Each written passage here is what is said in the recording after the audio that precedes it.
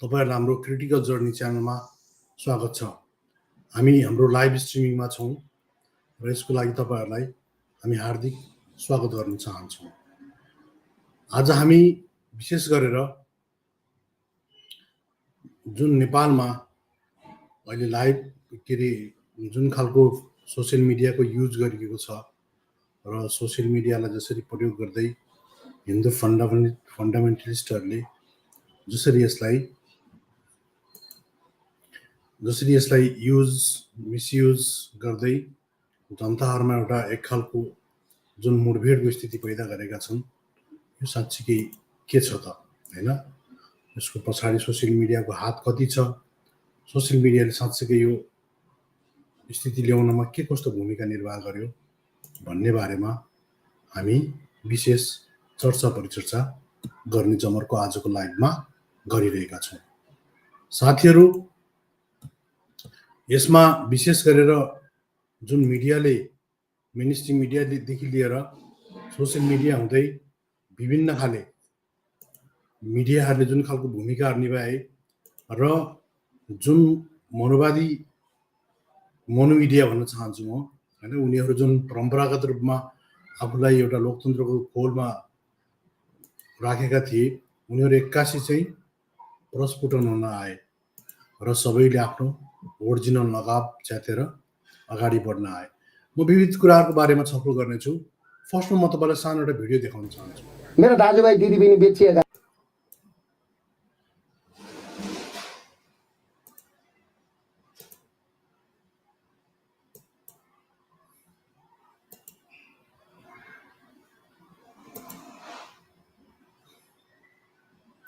यो भिडियोको आवाज तपाईहरुले सुन्नुभयो भएन? म तपाईलाई यो भिडियो केही समयमा फेरि आवाज सायद छैन हैन, यसको आवाज म तपाईलाई जरुर देखाउने कोसिस गर्ने छु। तर फर्स्ट अफ अल जो एकपटक म तपाईलाई यो भिडियोको हैन आवाज देखाइहालौं। जस्ट एकपटक छाला छिन्छु, छाला माया देख्नेहरुको म त्यति रिस उठेको छ भाइ। छाला किनभने म बौलाको छु। मेरो दाजुभाइ दिदीबहिनी बेचिएका छन्, नेपालीहरु सकिँदैछन्। म बौला नै हुँ। केपी ओलीले अब कुन अनुहार देखाएर र केपी ओलीका साच्चै भन्नु भने केपी ओलीका वरिपरिका गार्डले केपी ओलीलाई चाहिँ ठेगान लाउनु पर्ने हो। कुरा भन्नुभयो। तस्करलाई सलाम गरेर हिँड्ने नेपाल पुलिस। 2028 सालमा देशका नेपाली उद्योगपति काटेर केपी ओलीहरुले आज यही गर्नलाई हो। देख्नुभयो नि तपाईहरुले? यहाँ भन्दा ठुलो प्रमाण केही चाहिन्छ? म तपाईलाई विशेष गरेर जुन खालको उनले भिडलाई उत्तेजित गराइरहेका छन् हैन, छाला छिल्छु छाला, त्यो भनेको मान्छेलाई जिउँदै मारेर त्यसको अनस्किन गर्छु भनेको हो। र पछाडिको भिड जो मास छ उले ताली बजाइरहेको छ र रोमान्टिसिजम फिल गरिरहेको छ। यो तपाईले यसलाई माइन्ड इट।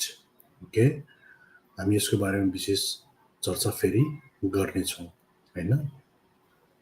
हामीले यस्तै टाइपको अर्को एउटा भिडियो पनि हामी देखाउन चाहन्छौं तपाईहरुलाई हैन। यसमा जस्तो यो अर्को एउटा भिडियोमा तपाई देख्न सक्नुहुन्छ, उनकै अर्को भिडियो हेर्न सक्नुहुन्छ। त्यसमा उनले के भनिरहेका छन् भने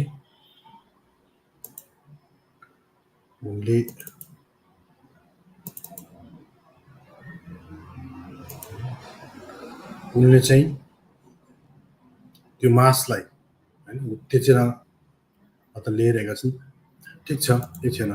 यसको मतलब देखाउन खोजेको कुरा के हो भने how Hindu fundamentalist are misusing the social media to push Hindu राष्ट्र एन्ड मोनार्की इन नेपाल भन्नाले जो हिन्दू कट्टरवादीहरु छन् हैन, जो एकदमै अतिवादी सोच भएका एकदम आरएसएस को हैन भगुवा आतंकवाद जुन खालको फैलाउन खोजिरहेको छ, त्यो हिन्दू भगुवा आतंकवादलाई सपोर्ट गर्ने हिन्दू फन्डामेन्टलिस्टहरुले कसरी सोशल मिडियालाई या सामाजिक सञ्जाललाई राजतन्त्र र हिन्दू राष्ट्रको पक्षमा त्यो एजेन्डालाई पूरा गर्नलाई उनीहरु सोशल मिडियालाई मान्छेहरुको इन्स्टिङ जगाएर कसरी दुरुपयोग गरिरहेका छन् र त्यो भिड जो नागरिकलाई रैती बनाउने जुन एउटा प्रोसेस छ त्यो कन्डिसनिङ गर्ने खालको जुन प्रोसेस छ त्यसमा सोसियल मिडिया र यिनीहरूको के छ त कसरी गरिरहेका छन् भन्ने बारेमा हामी आज विशेष छलफल गर्नेछौँ। हाम्रो डिस्क्लेमर के छ भने हामी कुनै पनि प्रकारको caste, creed, religion, race, gender, class and colour कुनै पनि प्रकारको डिस्क्रिमिनेसनको हामी सपोर्ट बिल्कुल गर्दैनौँ र हामी नितान्त रूपमा ऱ्यासनालिटी, मान्छेको तर्कशीलता वा वैज्ञानिक चेतना प्रणाली, मानवता, नैतिकता र सामाजिक न्यायलाई सर्वधारी राख्दै लोकतन्त्र यानि कि गणतन्त्र, लोकतन्त्र, धर्मनिरपेक्षताको पक्षमा हामी बकाइदा खडा हुन चाहन्छौँ। किनभने हामी मोडर्न सिभिलाइजेसन एआईको रोबोटिक युगमा अब फेरि हामी पछौटे खालको राजतन्त्र र हिन्दू सामन्तवादी व्यवस्थाको हामी कुनै पनि हालतमा हामीले हिन्दू राष्ट्र जस्तो पाखण्डी जुन खालको पश्चगमनकारी धर्म नै संविधान हुने खालको जुन व्यवस्था हुन्छ, धार्मिक संविधान हुने जुन व्यवस्था छ त्यो व्यवस्थालाई हामीले कुनै पनि हालतमा स्वीकार्ने छैनौँ र हामी अग्रगमनको एजेन्डालाई अगाडि बढाउन चाहन्छौँ भन्ने हाम्रो मान्यता छ र त्यसै अनुसार हामी अगाडि बढ्न चाहन्छौँ। त्यो हाम्रो डिस्क्लेमर हो र कुनै पनि मान्छेले कि कुनैले कमेन्टबाट वा कलबाट या कुनै पनि चिजबाट कुनै बाहिरी गेस्टले आफ्नो कुराहरू राख्नुहुन्छ भने त्यो उहाँको नितान्त व्यक्तिगत कुरा हो र त्यो कुरामा चाहिँ हामी पूर्ण रूपमा हाम्रो जिम्मेदारी रहने छैन, त्यो सम्बन्धित व्यक्तिकै रहनेछ। अब हामीले तपाईँहरूलाई भनिसक्यौँ कि अब हाम्रो जुन खालको यो छ होइन, अब यो जुन हिन्दू राष्ट्र र के तपाईँले भर्खरै अघि देख्नु फेसबुकमा होइन जुन खालको अब जस्तो विभिन्न खाले तपाईँहरू देख्न सक्नुहुन्छ, जस्तो जय राष्ट्रवाद, जय राजा देश बचाऊ जस्ता पोस्टहरू देख्न सक्नुहुन्छ।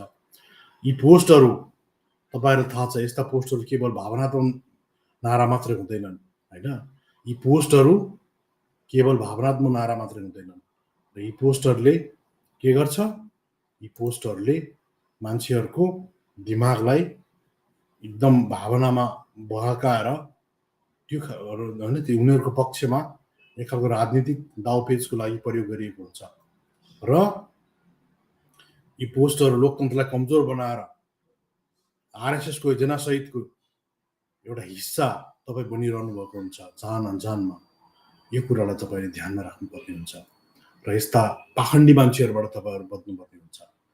नत्र तपाईँहरूलाई जसरी यिनीहरूले गोड्सेवादी बनाउन खोजिरहेका छन् होइन, गोड्से जस्तो गान्धीलाई हत्या गर्ने मान्छे भिडको रूपमा तब्दिल गर्न चाहन्छ, त्यो तपाईँहरूले बुझ्नुपर्ने हुन्छ। अन्यथा तपाईँहरूको भूमिका भनेको केवल भिड तन्त्रलाई जोगाउने मात्रै हुन सक्नुहुन्छ र त्यो भिड नितान्त रूपमा के हुन्छ, त्यो भिडको दिमागलाई हाइज्याक गरिन्छ र त्यो भिडले कहिले पनि आफ्नो दिमागलाई प्रयोग गर्दैन र त्यो मार्न मर्नको लागि उत्ताउलो हुन्छ जतिखेर पनि र उसलाई कसको लागि मार्दैछु या किन मार्दैछु भन्ने कुरासम्मको पनि उसलाई बिल्कुल हेक्का हुँदैन र त्यो उसको र त्यो नेपाली समाजलाई कति घातक हुन्छ, कति प्रत्युत्पादक हुन्छ भन्ने कुरा हामीले बिल्कुल बुझ्न जरुरी छ। अब यस्ता खालका जुन खालका भ्रमका खेती गर्ने मान्छेहरूलाई तपाईँहरूले बार बार जो सपोर्ट गर्नुहुन्छ त्यो सपोर्ट गर्दाखेरि यो प्रमाण ल्याउनलाई मलाई म फेरि लागेपछि नि त छाला खेल्छु छाला माया देख्नेहरूको म त्यति रिस उठेको छ भाइ। अब जसरी तपाईँ छाला छिन्ने मान्छेलाई अगाडि तपाईँ सार्दै हुनुहुन्छ, यो छाला छिन्ने मान्छेहरू कति खतरनाक हुन्छन् र यिनीहरू कुनै आजको राति आजको भोलि तयार भएका होइनन् होइन। अब उसले अझै आफ्नो शासन आयो भने के भन्छन् त्यो पनि हेरिहाल्नु।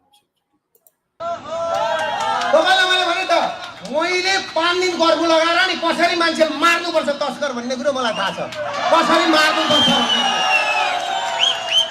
के को भाग्न दिने यिनीहरूलाई भनेको उता आमा भागिन् यता को भागिन् भन्छन्, भाग्ने होइन के को पुलिसले हतकडी लगाएर त जडम कि जडम टिको लाउने हो, जडम कि जडम। अब यो भने बापत मलाई फेरि पक्रेर लान्छ, लैजा म जान तयार। भनी कस्तो भनिरहेका छन् कि 5 दिन कर्फ्यू लगाएर यिनीहरूलाई गोली हानेर टीका लगाउने भनेको निधारमा बन्दुक राखेर ड्याङ ड्याङ ड्याङ ड्याङ फायरिङ गर्ने। डाइरेक्ट हिटलरले जसरी यहुदीहरूलाई गर्ने गर्थ्यो, ग्यास च्याम्बरमा हाल्ने गर्थ्यो, त्योभन्दा पनि क्रूर निकृष्ट भएर उनले आफ्नो शासन पद्धतिलाई अगाडि बढाउने उनले आफ्नो क्लियर एजेन्डा सारिरहेका छन्। र पनि मास त्यसको हुटिङ गरिरहेको छ, आनन्द लिइरहेको छ। जुन स्याडिस्टिक प्लिजर, जुन यसलाई साइकोलोजीको भाषामा तपाईँको स्याडिस्टिक प्लिजर भन्छ के, जुन स्याडिस्टिक प्लेजर लिइरहेको छ मासले, त्यो मासको सेन्टिमेन्टलाई उनले कसरी बहकाइरहेका छन्, यो कति खतरनाक छ। र हामी हिन्दू राष्ट्र राजाको नाममा यस्ता मान्छेहरू भोलि आयो भने हाम्रो नेपाली समाज या यो क्यान्सर हुनेछ नेपाल, अनि यिनले देश के रहन्छ। अनि यस्ता मान्छेहरूलाई जसले लोकतन्त्रको भरपुर युज गरे, एउटा ब्राह्मण कम्युनिटीमा जन्मेको भरमा उनलाई सोसियल होइन उनलाई कास्ट प्रिभिलेज थियो होइन, उनलाई यस्तो भन्दाखेरि पनि कसैले पनि केही भन्न सक्छ। अदालतदेखि लिएर हरेक उनका पक्षमा छन्। यदि के रेशम चौधरीले यो यस्तो भाषण भनेको टेप रेकर्डहरू हुन्थ्यो त्यो बेला, या खगेन्द्र सुनारले यही भाषा अहिले केपी ओलीको छाला छिल्छु होइन, जसरी हाम्रो 6 भाइहरूलाई चाहिँ के अरे भेरीमा जसरी बगाए तिनीहरूको म छाला छिल्छु भन्यो भने के सरकारले के खगेन्द्र सुनारलाई यसरी नै कुलमामा लाएर हिँड्छ? के यो समाजले यसरी नै यिनीहरूलाई जसरी नै सामाजिक स्वीकृति दिन्छ होइन? एउटा के अरे त्यो प्रकाश सपुत भन्ने जुन मान्छे छन् होइन, दलित कम्युनिटीका डाइरेक्टर, गायक होइन, भर्सेटाइल एक्टर, उनले एउटा बसन्त मुभी कास्टको रियालिटीलाई होइन उजागर गर्ने टाइपको एउटा फिल्म बनाउँदाखेरि त यो समाजले पचाउन सकिरहेको छैन। जबकि त्यस्तै टाइपको चाहिँ पूर्णबहादुरको सारङ्गी या पुजार सार्की या इन्डियामा आर्टिकल 15 जस्ता फिल्महरू बनाउँदाखेरि उनीहरूलाई सबल्टनहरूले नबनेर उनीहरूले अप्रेसरहरूले नै बनाएर जे भन्छन् त्यो कुरालाई होइन गर्दा र त्यसरी पैसा उनीहरूले कमाए, त्यो स्वीकार्य भयो। आज के छ, बसन्त जस्ता मुभीलाई होइन दलितको कति कुरा गर्छ यार भनेर उसलाई नेगेट गर्न खोजिराखिन्छ कि। अनि तपाईँहरूलाई अर्को कुरा भनिदिइराखौँ, इन्डियामा मोदी सरकारले आज होइन आज चाहिँ अप्रिल 11 बकाइदा महात्मा फुलेको फिल्म आउँदै थियो। त्यो फिल्मलाई उनीहरूले सेन्सरसिप लगाएर रोकिदिए आज होइन, किनकि त्यसमा महात्मा फुलेले ब्राह्मणहरूले त्यो बेलामा सावित्रीबाई फुलेले जब पढाउन जान्थिन् महिलाहरूलाई त्यतिखेर चाहिँ उनीहरूले गोबरले हान्ने गर्थे। त्यो सिनहरूलाई देखाउनु मिल्दैन भनेर चाहिँ उनीहरूलाई छोडियो। अब यस्तो मान्छे जो मान्छेले छाला छिन्छु भन्छ यार,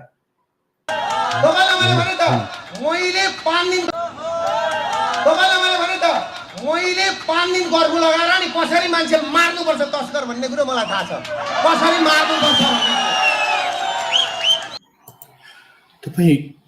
तपाईँहरू के नेपाली बुद्धिजीवीहरू होइन, तपाईँहरू के मानसिक रूपमा ठिकै हुनुहुन्छ? तपाईँहरूको मानसिक सन्तुलन ठिक छ? यस्तो मान्छे जो यस्तो भन्ने कुनै पनि शासन के तपाईँ नै यसको भिक्टिम हुनुभयो भने जबसम्म तपाईँलाई पर्दैन तबसम्म चाहिँ यो चिजहरू ठिकै लाग्छ सबैजनालाई होइन। छिमेकीमा आगो लाग्यो भने तपाईँको घर पनि बस्दैन के होइन। जसरी हिजो माओवादीहरूले बदलाको भावनाले मान्छेहरू मार्न खोजे होइन, आज त्यसैले पछाडि उनको पिछा छोडिरहेको छैन। उनीहरू कतिखेर हेग पुग्ने हुन्, कतिखेर कहाँ पुग्ने हुन्, यहाँ अमेरिकाले कतिखेर बार्गेनिङ गर्छ, इन्डियाले बार्गेनिङ गर्छ, उनीहरूलाई गाह्रो भइरहेको छ। यो जङ्गबहादुर यसको प्रेरणाको स्रोत मान्छ, उसले हिटलरलाई मान्छ, मुसोलिनीलाई मान्छ। यो छाला छिल्ने भाषा आज 21औं शताब्दीको लोकतान्त्रिक युगमा कुनै एउटा तानाशाह बन्ने स्वरमा गएको मान्छे हिटलरलाई पनि यसले पार गर्दैछ। नेपाली समाजका बुद्धिजीवी नेपाली जनताहरू के तपाईँहरू मानसिक रूपमा ठिकै हुनुहुन्छ, आरामै हुनुहुन्छ? यस्तो कुरालाई नर्मली लिनुहुन्छ? के को भाग्न दिने यिनीहरूलाई भनेको उता आमा भागिन् यता को भागिन् भन्छन्। भाग्ने होइन के को पुलिसले हटकडी लगाएर त जडम कि जडम टिको लाउने हो जडम कि जडम अब यो भने बापत मलाई फेरि पक्रेर लान्छ लैजा म जान गए अब नेपालको न्यायालयको सबैभन्दा ठुलो चाहिँ नि परीक्षाको घडी सुरु हुन्छ कि होइन जबकि कैलाली घटनामा रेशम चौधरी त्यहाँ थिएनन् घटनाको वारदात हुँदाखेरि त्यहाँ थिएनन् र त्यो कन्डिसनमा रेशम चौधरीलाई आजीवन जेल हालेको यो सत्यता हो नि होइन तर यसरी खुलेआम भिडलाई उकास्ने मान्छे अनि भन्छ उसले चाहिँ यो चैत 15 को घटना कि एक दिनको कहानीले होइन यो मान्छेहरूको दिमागमा जहर एकदमै कन्स्ट्यान्टली भरिएको थियो होइन उनीहरूलाई जम्बी बनाइएको थियो के त्यसरी नै यो चिजहरूलाई यत्तिकै आएको चिज होइन यसलाई तपाईँहरूले नर्मली लिनुहुन्छ भने तपाईँहरू नर्मल मान्छे होइन किनभने उनले मान्छेहरूलाई यो चिज गर्नलाई कति खर्च गरेको थिए त्यो पनि एकचोटि हेर्नुहोस् आमा कसम 1 फ्याक्छु 2 फ्याक्छु 3 फ्याक्छु मेरो श्री सम्पत्ति मैले अहिले यो व्यवस्था फ्याक्नलाई 1 अरब रुपियाँ पैसा मैले भेला राखेको छु 1 अरब 100 करोड कुरा बुझ्नु भएन 100 करोड अहिलेसम्म मैले 33 करोड खर्च गरिसकेँ यो व्यवस्था आन्दोलनको लागि म कोहीसँग पैसा माग्दिन यो तपाईहरु देखिरहनु भएको छ यो उनले भन्छन् मैले यो व्यवस्था फ्याक्नलाई 100 करोड रुपैयाँ चाहिँ मैले चाहिँ नि खर्च गरिरहेको छु गर्ने प्लानमा छु र 33 करोड रुपैयाँ मैले खर्च गरिसके उनी भन्दैछन् उनी सुनियोजित रूपमा यो चिजलाई चैत 15 उनको ड्रिम थियो हैन उनले पुरै बंगलादेश या श्रीलंका बनाउने पुरै उनी तयारीमा थिए र त्यो तयारी अनुसार यिनीहरू यो भाटबटिनीमा ढुङ्गा फल्नु ठाउँमा यो त्यो घर घरमा ढुङ्गा राज्यले गर्यो यो गर्यो यो यिनीहरूले त यो मान्छेहरूलाई युज गरेको मात्रै हो राज्यलाई प्रोभोकेट गर्न खोजेका मात्रै हो ठीक छ ल राज्यले गल्ती गरेको छ भने त्यो जस्तो सुनिल शर्मा जस्ता मान्छेहरू तपाईले अर्को एउटा भिडियो देख्न सक्नुहुन्छ हैन अब तपाईले अर्को एउटा भिडियो तपाईलाई म देखाउन चाहन्छु हैन त्यस भिडियोमा एकजना सुनिल शर्मा भन्ने मान्छे छन् उनी सांसद छन् हैन उनले के भन्छन् भने यसको सम्पूर्ण दोष चाहिँ राज्यले लिनुपर्छ भनिरहेका छन् कि तपाईले यो एउटा भिडियो हेर्नुस् अब यहाँ तपाई हेर्न सक्नुहुन्छ जस्ट म तपाईलाई यो एउटा भिडियो देखाउन चाहन्छु जसमा एकजना सुनिल शर्मा भन्ने मान्छे छन् उनले चाहिँ के गर्छन् भने यो यसको दोष चाहिँ यो सरकारले लिनुपर्छ भनिरहेका छन् यिनी सबै आरएसएस का स्लिपर सेल हुन् आरएसएस भनेको कोही जमिनमा बस्दैन के मान्छेको दिमाग भित्र राज गर्छ यहाँका दलित आदिवासीहरूले बुझ हैन यो भावना बकेर ललालुलु गरेर तिम्रो कल्याण हुनेवाला छैन यो बहुत ठुलो मास्टर आरएसएस भनेको 100 वर्ष अर्को साल पूरा गर्दैछ कोही मजाकको विषय चलिरहेको छैन एकचोटि यो सुनिल शर्माको भिडियो हेर्ने कोसिस स्टेज बनाउने कुरा अनि मान्छेलाई बोल्न नदिकन असुविधा हानेपछि के हुन्छ परिणाम त त्यस्तै आउँछ त्यो मात्र होइन इन्ट्रेस्टिङ कुरा अब के छ भन्नुहुन्छ भने अहिले जस्तो रविन्द्र मिश्र धवल शमशेर राणा जस्ता चाहिँ भन्नुहोस् जनताले चुनेर पठाएको प्रतिनिधि र डेमोक्रेसीको भनौँ न आजीवन चाहिँ एउटा चाहिँ वकालत गरेर हिँड्नुभएको रविन्द्र मिश्र जस्ता मान्छेहरूलाई सरकारले पावरको दम्बको भरमा लगेर दिन्छ हतकडी लगाएर तपाईँको हतकडी लगाइ त्यो मिडियामा देखाएको त्यो डोमिनेसन गर्न खोज्या उसलाई सप्रेस गर्न खोज्या है अनि उहाँहरूलाई चाहिँ लगेर चाहिँ जुन थुन्ने काम गरेको छ यसले त अझ सरकार पेट्रोल खनाउँदैछ यो आगोमा हुन्छ नि पेट्रोल मेरो विचारमा त यो राप्रपासँग गर्ने हो कि राजासँग गर्ने हो कि कोसँग गर्ने हो डायलग गर्नुपर्छ भन्छु म हिजो अस्ति माओवादी जनयुद्ध हुँदाखेरि सुरुमै चाहिँ यी मान्छे कस्तो यी कांग्रेसका सांसद हुन् हैन भन्नलाई चाहिँ तर यिनको मेन्टालिटी भनेको पुरै आरएसएस को मेन्टालिटी छ उनले सरकारलाई दोषी भनिरहेका छन् कि हैन यसमा अझ उनले स्पष्ट रूपमा के भन्छन् भने यसको दोष त मैले सरकारले बनाउने कुरा अनि मान्छेलाई बोल्न नदिकन असुविधा हानेपछि के हुन्छ परिणाम त त्यस्तै आउँछ त्यो मात्र होइन इन्ट्रेस्टिङ कुरा अब के छ भन्नुहुन्छ भने अहिले जस्तो रविन्द्र मिश्र धवल शमशेर राणा जस्ता चाहिँ भन्नुहोस् जनताले चुनेर पठाएको प्रतिनिधि र डेमोक्रेसीको भनौँ न आजीवन चाहिँ एउटा चाहिँ वकालत गरेर हिँड्नुभएको रविन्द्र मिश्र जस्ता मान्छेहरूलाई सरकारले पावरको दम्बको भरमा लगेर दिन्छ हतकडी लगाएर। यो मान्छेले भाङबिएर भन्दैछ कि साँच्चीकै भन्दैछ कि? अनि यो सेयर गरिरहेछ, तपाईँ माथि देख्नुहुन्छ राजेन्द्र लिङ्गदेल जो रापरपाको अध्यक्षले सेयर गरिरहेको छ। यो साँच्चीकै के नर्मल घटनाहरू मान्नुहुन्छ यिनी चिजहरू? यिनी तार कतै जोडिएको जस्तो तपाईँलाई लाग्दैन? होइन, रविन्द्र मिश्र धवल शमशेर जस्ता मान्छेहरू एकदम गणतन्त्रको लागि लडेका एकदम खम्बाहरू भन्छ। यो समानुपातिक प्रणालीलाई ब्राह्मणवादीहरूले मिसयुज गर्नाले यस्ता मान्छेहरू पैसाको दम्बमा होइन, लोकतन्त्र वास्तवमा भन्ने हो नेपालमा ब्राह्मणहरूले लोकतन्त्रलाई हाइज्याक गरे र ब्राह्मण तन्त्र लागू गरे र त्यसैको आउटकम यिनीहरूले शिक्षामा पनि परिवर्तन गरेनन्। शिक्षामा जहिले पनि के गरे भने हिन्दुत्वको ग्लोरिफाई गरे, राजतन्त्रको ग्लोरिफाई गर्ने शिक्षाहरू यिनीहरूले त्यो खालको शिक्षा प्रणाली बनाए र हिन्दुत्व र राजतन्त्रको ग्लोरिफाई गरेपछि अहिलेको जुन 60 साल 2060 पछाडिका जुन यङ जेनेरेसन थियो त्यसले त्यही किताब पढ्यो स्कुलहरूमा कलेजहरूमा। अनि उसले अहिले के भन्छ भने हाम्रो भन्नलाई पुरानै चाहियो, राजतन्त्र चाहियो भन्छ। यसमा सबैभन्दा ठुलो रोल चाहिँ यी ब्राह्मणवादी पार्टीहरूको रोल छ र यिनीहरूले के गरे, विदेशबाट ऋण ल्याएर यहाँ मन्दिर खोले होइन, मन्दिर बनाए, भ्यू टावर बनाए, विभिन्न खाले गाई बनाए, शिवलिङ्ग बनाए होइन, शिवको डमरू बनाए, कहीँ चाहिँ के गरे बाछो बनाए होइन।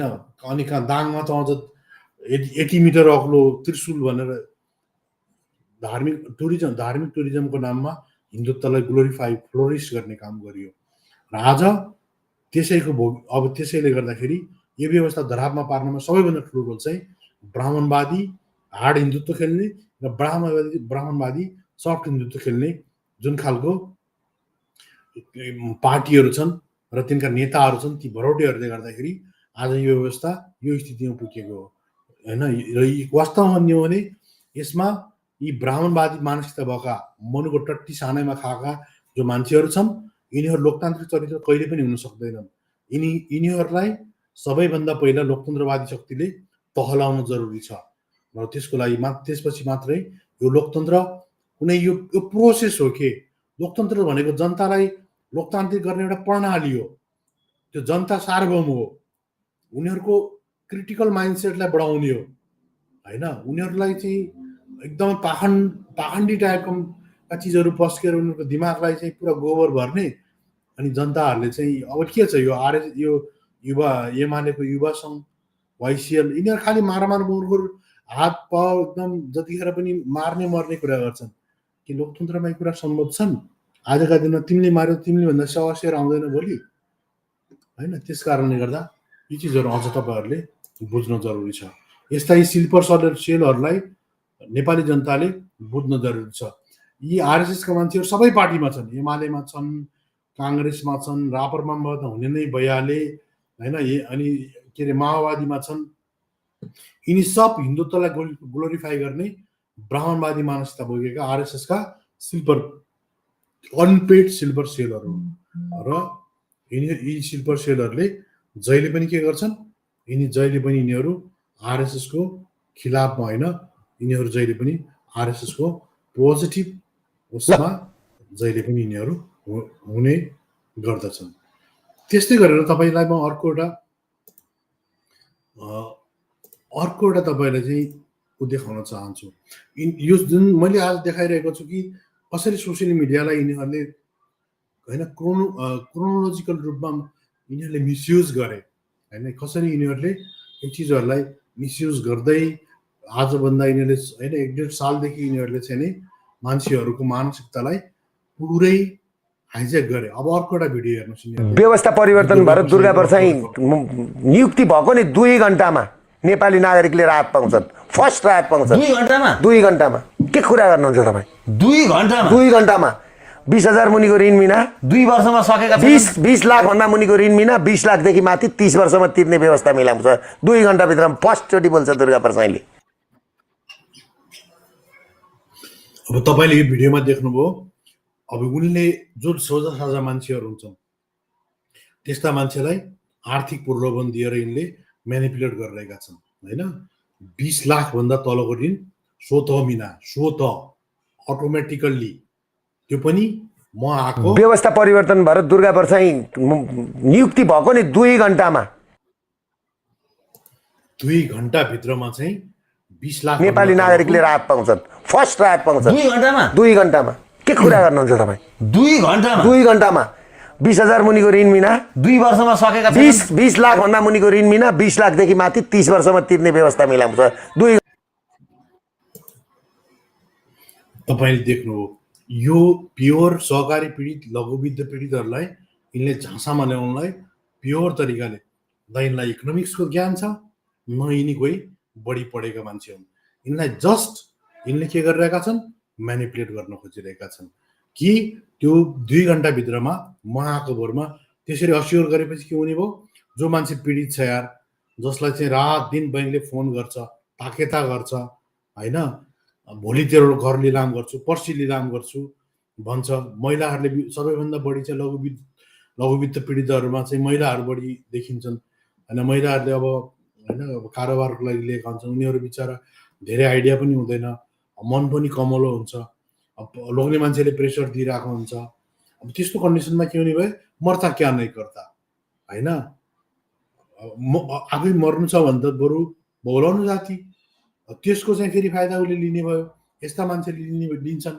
त्यस कारणले गर्दाखेरि यस्ता मान्छेहरू त्यस्तै खालको मान्छेलाई भिक्टिमाइज गर्नलाई उसले आफै अघिल्लो भिडियो तपाईँले हेर्नु पनि होइन, 1 करोड रुपियाँ छुट्याएको छु त्यसमा होइन, 1 करोड होइन हो, 100 करोड हो, 100 करोड भन्यो होइन। यो व्यवस्था आमा कसम 1 फ्याक्छु 2 फ्याक्छु 3 फ्याक्छु मेरो श्री सम्पत्ति मैले अहिले यो व्यवस्था फ्याक्नलाई 1 अरब रुपियाँ पैसा मैले भेला राखेको छु।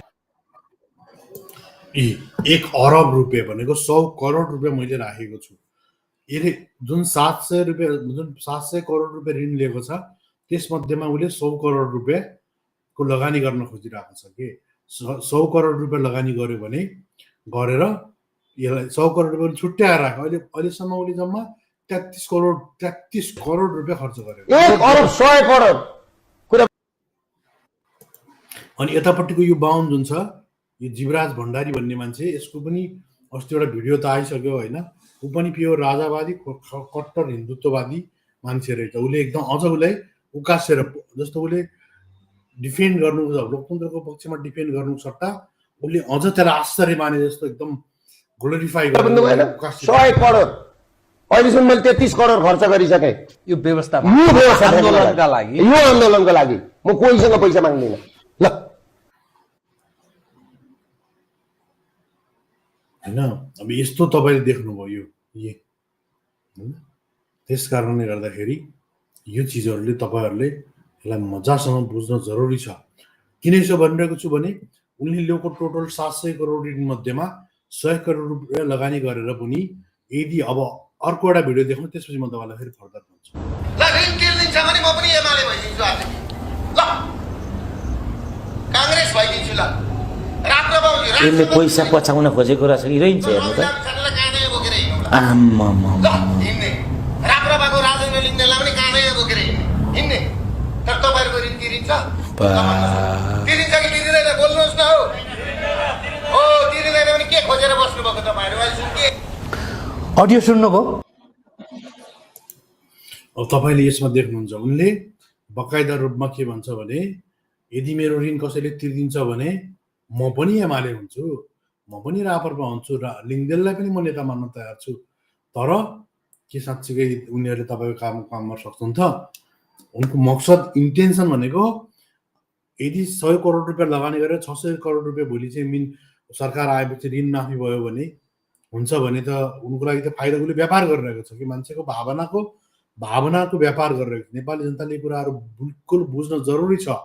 यदि यो चिज बुझिएन भने यिनीहरूले खौलामा हाल्नेछन्, खौलामा होइन, आगोबाट निकालेर भुँरामा हाल्दैछन्।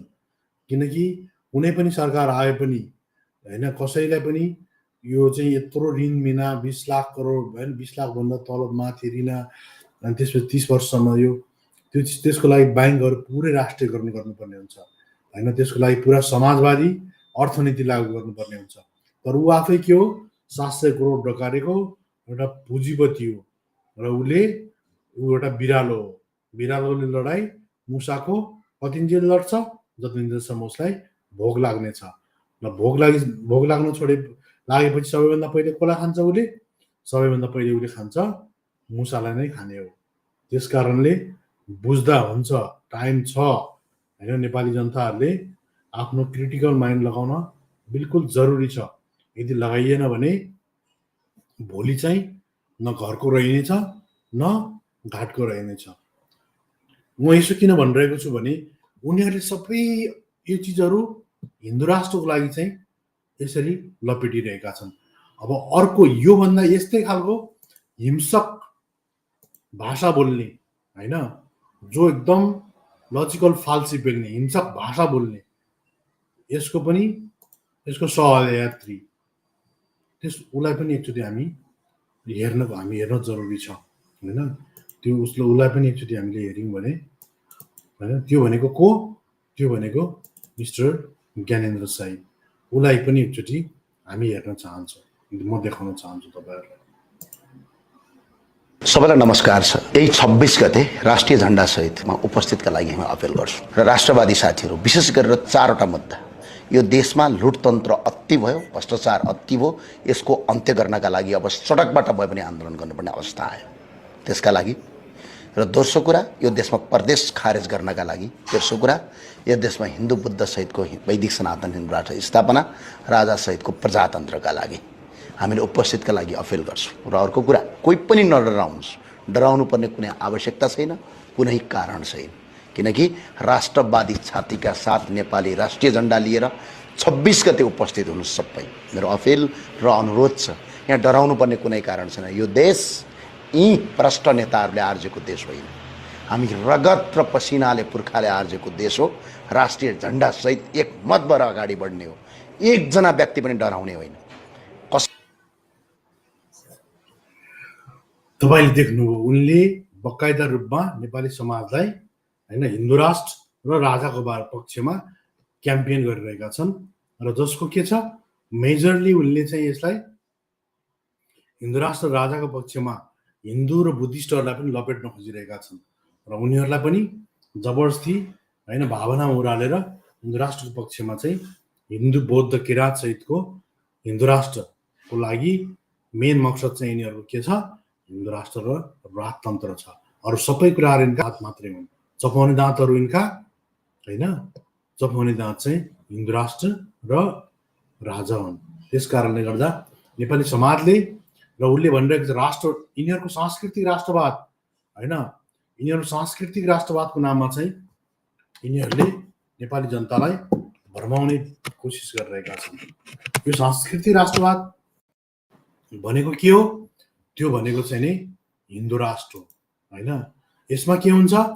यसमा चाहिँ जो निश्चित पहिलेदेखि प्रिभिलेजमा रहेका जातहरू, ब्राह्मण र स्पेसल्ली यसमा ठकुरीहरू देखिन्छ के, जो हिजोका सामन्तहरू थिए, जो 2224 राजाका राज्य चलाएर राजाको जुठो कुरो खाएर राजाले चाहिँ यिनीहरूलाई जुठो दिन्थे, अलिअलि राजा भनेर दिन्थे अनि आफूलाई महाराजा घोषणा गरेका थिए। अनि त्यही ढङढङ्गी त्यही ह्याङओभर यिनीहरूमा छ र आफूलाई त्यही शाही मल्ल लेखेकै भरमा आफूलाई यिनीहरूले राजा अहिले पनि फिल गर्ने गर्छन् र त्यो ह्याङओभरले गर्दा यिनीहरू चाहिँ आफूलाई हिन्दू राष्ट्र पक्षमा जबरजस्त तरिकाले यिनीहरूले उभ्याउने गर्छन्। र अर्को ब्राह्मणहरू, जो ब्राह्मण पुरोहित या मनुस्मृति, किनभने हिन्दू राष्ट्र भनेको के हो? हिन्दू राष्ट्र भनेको जुन मनुस्मृति वा धार्मिक संविधान नै देशको संविधान हुने व्यवस्था हो। त्यसमा के हुन्छ? जो धार्मिक संविधान, जस्तो इस्लामिक कन्ट्रीहरूमा के छ? शरीयत, कुफु, यिनीहरू के हुन्छन्? शरिया कानुन लाग्छ होइन। जस्तो 1950 भन्दा अगाडि पनि के थियो? हिन्दूहरूलाई चाहिँ मनुस्मृति अनुसार कानुनी व्यवस्था थियो भने 1950 मा भारतमा, त्योभन्दा अगाडि चाहिँ त्यसपछि के थियो? मुस्लिमहरूलाई शरीयत कानुन अन्तर्गत कानुन व्यवस्था थियो। त्यही 1950 भन्दा अगाडिको भारत चाहिँ यिनीहरूले खोजेका हुन्। अझ हिन्दू राष्ट्रमा चाहिँ के हुनेवाला छ?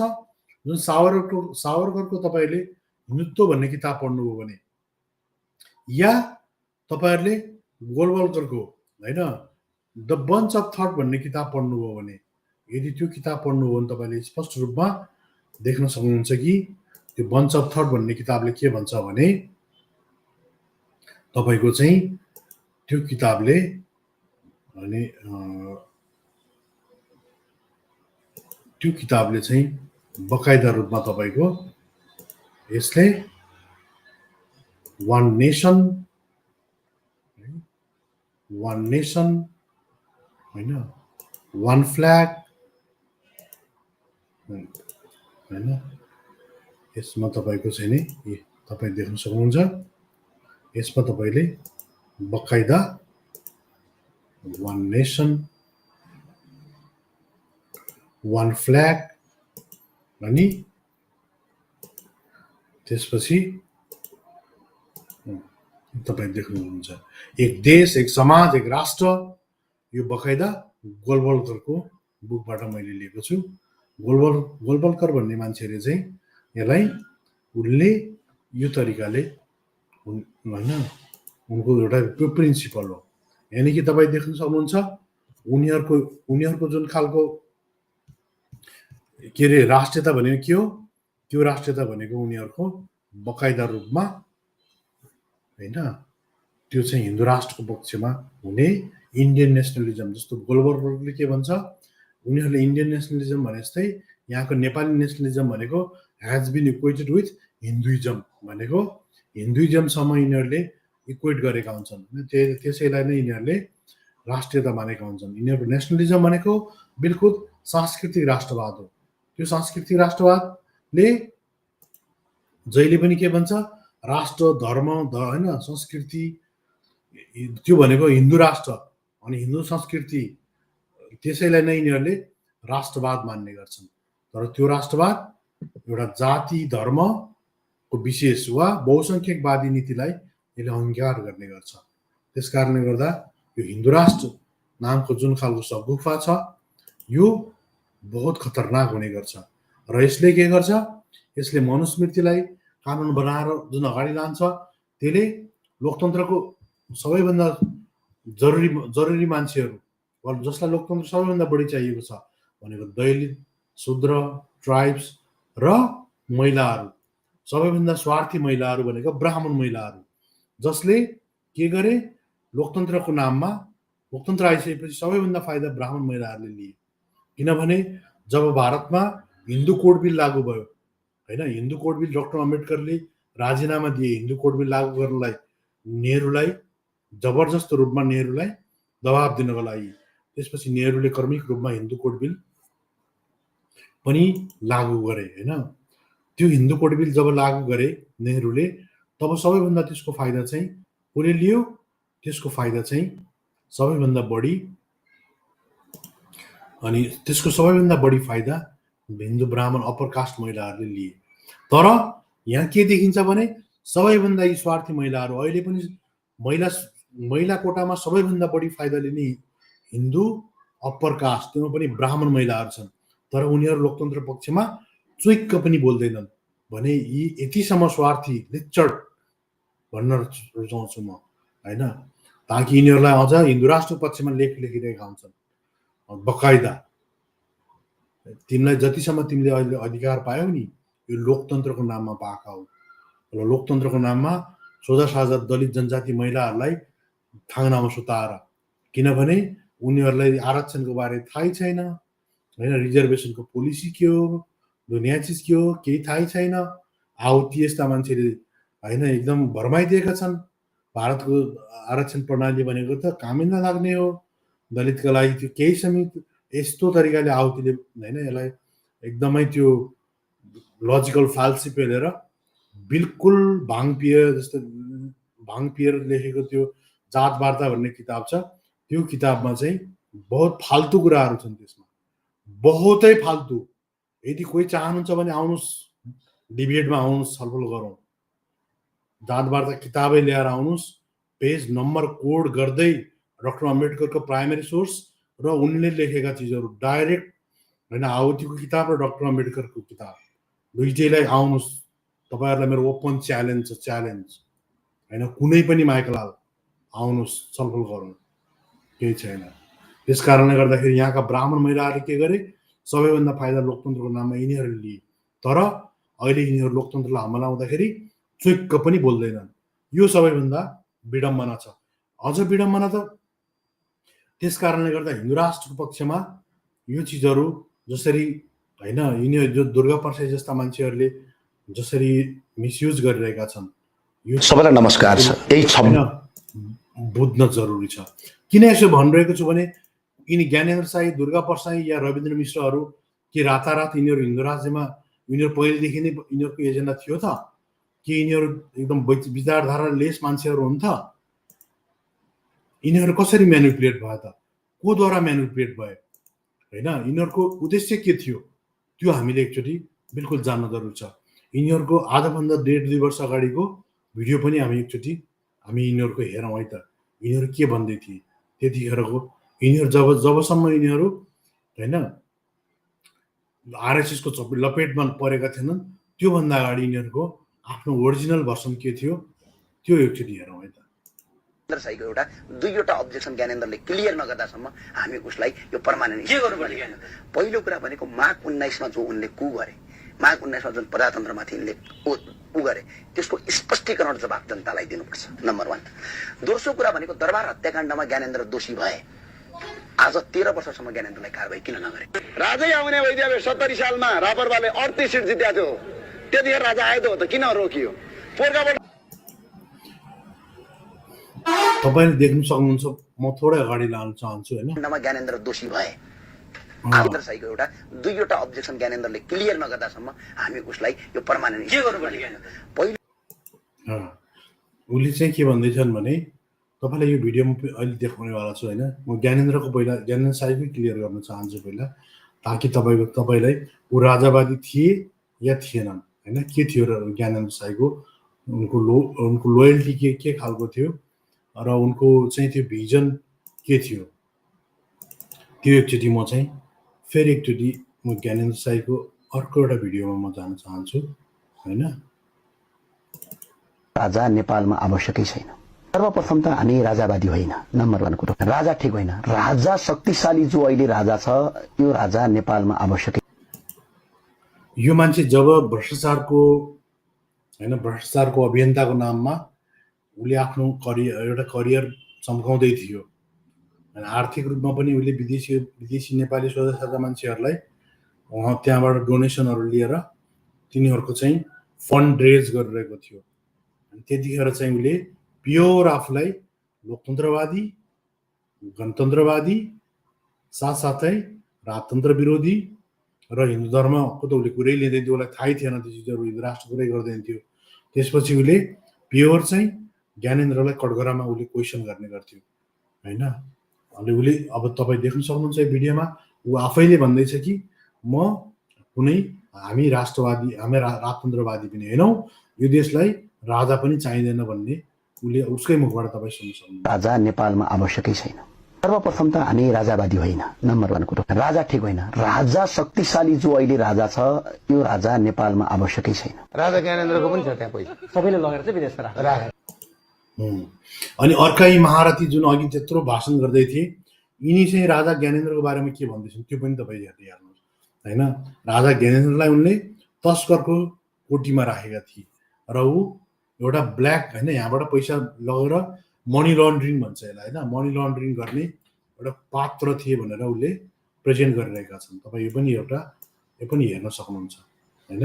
सबैले लगेर चाहिँ विदेशमा राखे। राजा ज्ञानेन्द्रको 30,000 रुपियाँ उनले होटल सोल्टी बनाउने भनेर लगेको पैसा पछाडि गएर चाहिँ कोमलको रानीको चाहिँ पूर्व रानीको चाहिँ खुट्टा भाँचिएपछि यो साइड भएन भनेर अनि उनीहरू फर्केर आए। म थोरै तपाईँले अलिकति राजा तपाईँको ज्ञानेन्द्रको ज्वाइँ छ राजबहादुर सिंहको 24-25 करोड रुपियाँ पैसा बर्मामा बुझ्नु कुरो आज देश काट पल्टेको कारण थियो यिनै नेताहरूको कारणले गर्दा चाहिँ आज नेता र अवस्था आइराखेको छ। नेता र व्यापारी उसले स्पष्ट रूपमा राजालाई कटघरामा राखेर राजाको 30 अरब र उसको ज्वाइँको लगभग 2600 करोड भनेपछि यो चाहिँ मनी लन्ड्रिङ गरेर बाहिर लगेको भन्ने उसले हैन कुरा गर्छ त्यसो हो भने ऊ एकाएक त्यस्तो मान्छेलाई राजा बनाएर देश भन्छ भन्ने त्यो मतावलीमा कसरी परिणत भयो र ऊ त्यो विश्वास गर्ने कसरी लायक भयो होइन? उसको नैतिक धरातल के हो त, या उसको राजनीतिक सुझबुझ कति छ त? त्यो नेपाली समाजका बुद्धिजीवीहरूले त्यसको मूल्याङ्कन गर्न जरुरी छ कि छैन होइन? त्यो कुरा यिनीहरूले त्यो जरुरी छ कि छैन?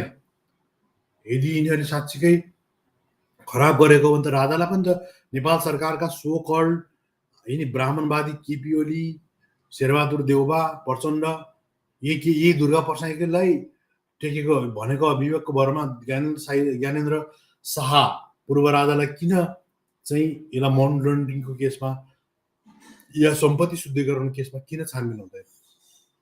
तिमीलाई कसले रोकेको छ? तिमीहरू कहाँदेखि सञ्चालित छौ? त्यो कुरा पनि एउटा सोचनीय कुरा छ। कुरो बुझ्नुभयो? यो कुरो कसैले पनि ल्याउन सक्दैन। दुर्गा प्रसाईले ल्यायो चाहिँ कसरी त? मैले मेरा भाइ, मैले त देखेर आएँ नि त पत्रकार महोदय। अनि देखेर आए भने यसैलाई पूर्वपक्ष बनाए भएको त होइन? जेलमा पनि छ, यसैलाई पूर्वपक्ष बनाएर ज्ञानेन्द्र शाहलाई मुद्दा चलाए भएको त होइन? छानबिनको लागि के आयोग बनाउने, छानबिन गर्ने होइन? जबरजस्त रूपमा के छ अहिले?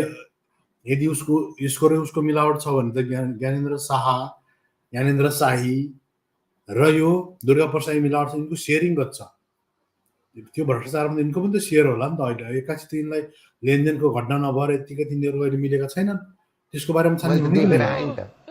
भनेको राजा र हिन्दू राज्य देखाएर रोटी सक्ने यिनीहरूको ऊ आफै भन्दैछ यिनीहरू भनेका हिन्दू राष्ट्र र राजा देखाएर होइन रोटी सेक्ने मान्छे हुन् भनेर ऊ आफैले भन्दैछ। यिनीहरूको स्ट्यान्ड जुन पब्लिक स्ट्यान्ड थियो आजभन्दा 1.5 साल अगाडि, यिनीहरूको पब्लिक स्ट्यान्ड चाहिँ उसले दुर्गा प्रसाईले मलाई लाग्छ फागुन 1 गते जुन पोहोर साल होइन मेची पुलबाट आफ्नो अभियान, राजावादी अभियान र हिन्दू राष्ट्रको आरएसएसको दलाल बनेर जब बाहिर आयो, त्यसपछि चाहिँ त्योभन्दा अगाडिको यो उसको पोलिटिकल स्ट्यान्ड होइन, राजतन्त्र र हिन्दू राष्ट्रको बारेमा उसको स्ट्यान्ड यो टाइपको।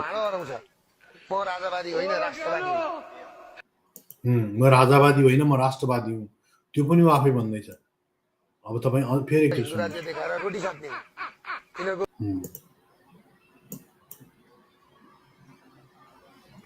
ऊ चाहिँ अरू भनेका मेरा भाइ, मैले त देखेर आएँ नि त पत्रकार महोदय। मैले त देखेर आएँ नि त। भनेको राजा र हिन्दू राज्य देखाएर रोटी सक्ने यिनीहरूको भाँडो अराउँछ।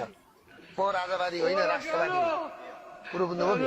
म राजावादी होइन नि राष्ट्रवादी हो। राजा रिसाउँछन्, रानी रिसाउँछिन्, अनि हजुरबुवा रिसाउँछन्, मेरो आमा रिसाउँछिन् भन्नेमा म छैन। कुरा बुझ्नुभयो कि? भनेपछि राजा पनि यदि चित्त दुखाउँछ भने दुखाउनु। चित्त दुखाएर मलाई के फरक पर्छ? मलाई चामल दिन्छन् कि दाल दिन्छन् हो राजाले? के दिन्छन्? राजावादीहरूले समर्थन गरेका छन्। राजावादीले बुझ्छन् के समर्थन। तपाईँ स्पष्ट रूपमा देख्न सक्नुहुन्छ यिनीहरूले आफूलाई हिन्दू राष्ट्रको नाममा, हिन्दू राष्ट्र या राजाको नाममा, चाहे ज्ञानेन्द्र शाही होस् चाहे दुर्गा प्रसाई होस्, यिनीहरू आजभन्दा होइन 1.5 साल अगाडि यो होइन जबसम्म ज्ञानेन्द्र शाहीले चुनाव जित्नुभन्दा अगाडि र यो मान्छेले चाहिँ नि जो ब्याङ्कको लोनबाट दबिनुभन्दा अगाडि यो चाहिँ 1.5 साल अगाडि यिनीहरूको स्ट्यान्ड चाहिँ यो टाइपको थियो। तपाईँहरूले स्पष्ट रूपमा देखिहाल्नुभयो। अब म रविन्द्र मिश्रको स्ट्यान्ड पनि के थियो त होइन? जसरी रविन्द्र मिश्र भनेको चाहिँ एकदमै दुधले पखालेका मान्छे हुन् भनेर सुनिल शर्मा भन्ने मान्छे जो मेडिकल माफिया हो, उसले जसरी भन्यो कि साँच्चीकै त्यो मान्छे चाहिँ त्यस्तै हो त? सुनिल शर्माले भने जस्तै होइन के ऊ चाहिँ दुधले पखालिएको मान्छे हो त? त्यो पनि एकचोटि हामीले हेर्न बिल्कुल जरुरी छ। शाहीको एउटा 2वटा अब्जेक्सन ज्ञानेन्द्रले क्लियर नगर्दासम्म हामी उसलाई यो पर्मानेन्ट के गर्नु भनेको पहिलो कुरा भनेको माघ 19 मा जो उनले कु गरे, माघ 19 मा जुन प्रजातन्त्रमाथि उनले उ गरे, त्यसको स्पष्टीकरण जवाब जनतालाई दिनुपर्छ। यसको अर्थ के हो भने त्यतिखेरसम्म ज्ञानेन्द्र शाही यी प्रजातन्त्र लोकतन्त्रको पक्षमा थियो र ऊ भ्रष्टाचारको प्योर अभियन्ता थियो र जनताहरूले पनि त्यही भ्रष्टाचारको अभियन्ता भएकै कारणले गर्दाखेरि सबैले समर्थन गरेको थिए, युवा पङ्क्तिले पनि समर्थन गरिरहेका थिए होइन? र ऊ किनभने उसले राजाको विरुद्ध, राजतन्त्रको पक्षमा थिएन, हिन्दू राष्ट्रको पक्षमा थिएन। त्यसपछि गएर उसले ज्ञानेन्द्रलाई पनि क्वेसन गरिरहेको थियो। ऊ नितान्त रूपमा एउटा सुशासनको पक्षमा थियो, भ्रष्टाचारको विरोधी थियो। त्यसैले गर्दा त्यसको नाममा यसले करियर चम्कायो, आर्थिक लाभ पनि दियो र त्यसपछि चाहिँ उसले आफ्नो ओरिजिनल ट्रु कलर भन्छ, त्यो ट्रु कलर चाहिँ देखाएर ऊ चाहिँ काँचुली फेरेर एकैचोटि फेरि एकदम ओरिजिनल रङमा आइहाल्यो। नम्बर 1। दोस्रो कुरा भनेको दरबार हत्याकाण्डमा ज्ञानेन्द्र दोषी भए। आज 13 वर्षसम्म ज्ञानेन्द्रलाई कारबाही किन नगरे? राजै आउने भइदियो 70 सालमा रापरवाले 38। यो तपाईँ देख्न सक्नुहुन्छ। जो भ्रष्टाचारको अभियन्ता हुन्जेलसम्म त्यो थियो भने त्यसपछि पनि उसले चुनाव होइन लडुन्जेलसम्म पनि हि वाज कन्फ्युज होइन। उसले चुनाव लडुन्जेलसम्म पनि उसले चाहिँ के भन्दै थियो भने राजै आउने भए त राजेन्द्र लिङ्गदेनहरूले पनि त चुनाव जितेकै थिए, चुनावबाट यसरी आउने भए त आइहाल्थ्यो होइन। त्यस कारण राजा पछि होइन, तपाईँहरू आफ्नो आफ्नो पार्टीमा आफ्नो चुनाव होइन भोट दिनुहोस्, त्यसले केही फरक पर्दैन। मेन चाहिँ मेरो काम भनेको विकास, सुशासन र भ्रष्टाचारको उन्मूलन हो भनेर त्यसरी उसले चुनावमा भोट मागेको थियो। तर अहिले आएर ऊ एक्कासी हिन्दू राष्ट्र र राजतन्त्रको वकालत उसको अल्टिमेट एम बनेको छ। भनेको जुम्ली जनतालाई उसले टोटल्ली म्यानिपुलेट गर्यो र चिटिङ गरेको स्पष्ट रूपमा हामीले देख्न सक्छौँ। जित्या थियो त्यतिखेर राजा आयो त किन रोकियो? पोर्काबाट राजेन्द्र लिङ्गदेनले जितेको थियो, आएन पर्ने त किन रोकियो? यस्ता भणमका पछाडि नपर्नुहोस् तपाईँ। राजा ज्ञानेन्द्रको पनि छ त्यहाँ पैसा, सबैले लगेर चाहिँ विदेश राजा ज्ञानेन्द्रको 30,000 रुपियाँ। तपाईँको ज्ञानेन्द्रको ज्वाइँ छ राजबहादुर सिंहको 24-25 करोड रुपियाँ पैसा बर्मामा। मेरो बाजेले घिउ खाथे हात सुङ सुङ भन्ने संस्थाको कुनै पनि हालतमा समर्थक होइन। मैले छातीमा हात राखेँ। रविन्द्र मिश्र भन्ने मान्छेले पनि के भन्दैछन्, मेरो बाजेले घिउ खाएको थियो, हात सुङ सुङ भन्ने त्यो खालको प्रणालीको म बिल्कुल सपोर्टर होइन भनेर उसले भनिरहेको छ होइन। भनेपछि रविन्द्र मिश्र जस्तो मान्छे पनि त्यतिखेर के थियो, ऊ चाहिँ नि होइन त्यतिखेरसम्म पनि ऊ चाहिँ होइन त्यतिखेरसम्म पनि ऊ राजावादी थिएन र ऊ गणतन्त्र पक्षमा लोकतन्त्र पक्षमै थियो होइन। त्यस कारणले गर्दाखेरि म तपाईँलाई रविन्द्र मिश्रको अझ क्लियर अर्को एउटा भिडियो देखाउन चाहन्छु।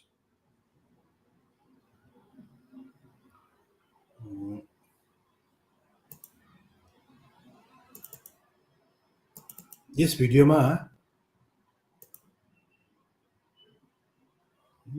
एउटा 2वटा अब्जेक्सन ज्ञानेन्द्र।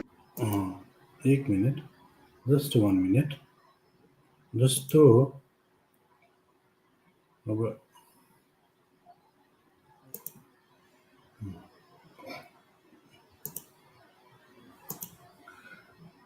यो ज्ञानेन्द्र साईको के अरे रविन्द्र मिश्रको अर्को एउटा भिडियो पनि म तपाईँलाई क्लियर कट, किनभने रविन्द्र मिश्रको जसरी ग्लोरिफाई गरियो त्यो ग्लोरिफाई गर्नलाई रविन्द्र मिश्र हो कि होइन, राजा र राज संस्थाप्रतिको एउटा सहानुभूति पहिले थियो नि।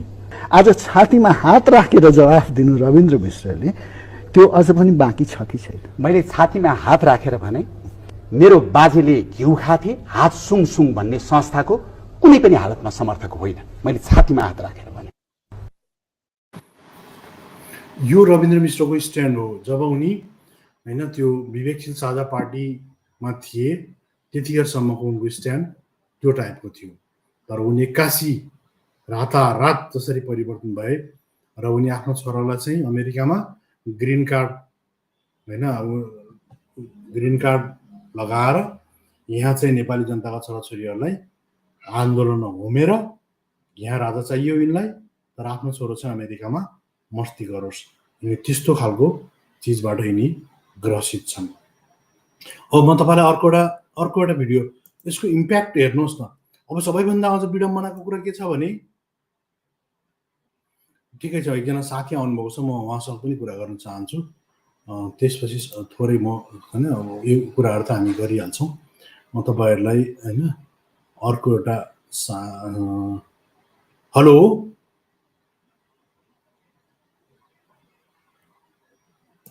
हेलो हेलो आवाजै आएको छैन हो। हजुर हजुर भन्नुहोस्, स्वागत छ तपाईँलाई गिलीजी। आएको छ अलिकति ठुलो गर्नु त आवाज हजुरको। आवाज सुनिएको छ सर। हजुर हजुर तपाईँ त्यही त हेर्नुहोस् न। त्यो भएर ठिक छ आवाज आएको छ केही छैन। हजुर हजुर हजुर आवाज आएको छ ठिक छ। मेरो चिज जुन खालको नै मैले सुने अहिले क्लियर आएको छ। म तपाईँलाई स्वागत छ हाम्रो लाइभ स्ट्रिममा, क्रिटिकल जर्नीको लाइभ स्ट्रिममा। आज हाम्रो चाहिँ हिन्दू राष्ट्र र राजतन्त्रमा जुन राजतन्त्रको लागि जसरी यो हिन्दू फन्डामेन्टलिस्टहरू, हिन्दू जुन अतिवादीहरू या हिन्दू तालिबानीहरूले चाहिँ सामाजिक सञ्जाललाई जसरी दुरुपयोग गरेर एकदम क्रोनोलोजिकल, जुन मैले अहिले भिडियोमा देखाएँ होइन, यिनीहरू प्री प्लान क्रोनोलोजिकल रूपमा, आर्थिक रूपमा, अनि त्यसपछि मान्छेहरूको गरिबीलाई युज गर्दै जसरी एउटा राजतन्त्र र हिन्दू राष्ट्रको पक्षमा आरएसएसको पुरै फन्डिङ र गाइडेन्समा जसरी गरिरहेका छन्, यो चाहिँ कति प्रति उत्पादक देख्नुहुन्छ तपाईँ नेपाली समाज? यो आज होइन, यो हिन्दूवादको विषयमा मैले हिजो र अस्ति दिनको मेरो साथीहरूको इन्टरभ्यू पनि मैले भनिदिएको छु। यो ऋग्वेद कालदेखिको अहिलेसम्ममा हिन्दूवादले, हिन्दू चाहिँ होइन धर्म दर्शन हो, हिन्दू संस्कृतिले, हिन्दू संस्कारले, हिन्दूका कैयौँ रूढिवादी परम्पराको हाम्रो यो साउथ एसियाका अरबौँ मानिसहरूलाई हजारौँ वर्षसम्ममा जातीय रूपमा विभाजन गरेर मानव जातिको विवेक म तपाईँलाई एउटा रिक्वेस्ट के गर्न चाहन्छु भने, तपाईँ जुन हिन्दू सुन्नु न, अझै पनि म जस्ट तपाईँलाई एउटा रिक्वेस्ट के गर्न चाहन्छु भने, हिन्दू धर्मको लागि बिदा दिँदो रहेछ। एक्सक्युज मी, सुन्नु न, म तपाईँलाई जुन सोसियल मिडिया र हिन्दू फन्डामेन्टलिस्टहरू जुन छन्, तिनीहरूले सोसियल मिडियालाई जसरी प्रयोग गरेर नेपाली समाजलाई एउटा जुन अँध्यारो सुरुङमा हाल्दैछन्, यसको बारेमा प्रश्न गरिदिनुहुन्छ कि भन्ने मेरो आशय थियो।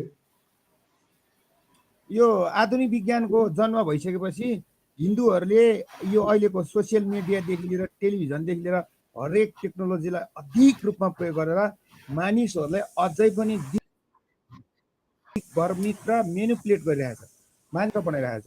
सामाजिक सञ्जालमा नेपाल मात्र होइन, भारतमा हेर्ने हो भने पनि आरएसएस लगायत अति हिन्दूवादी संस्था सङ्गठनका ती अभियन्ताहरूले अति चाहिँ तपाईँको यो रूढिवाद र अन्धविश्वास अनि समाजलाई अझै पनि होइन अगाडि बढ्नको साटो पछिल्लो समयमा राजतन्त्र अति हिन्दूवादीहरूले जुन सामाजिक सञ्जालमा अधिक डेट रूपमा मानिसहरूलाई होइन जागिरै दिएको छ, जहाँसम्म लाग्छ मलाई पनि यिनीहरूले।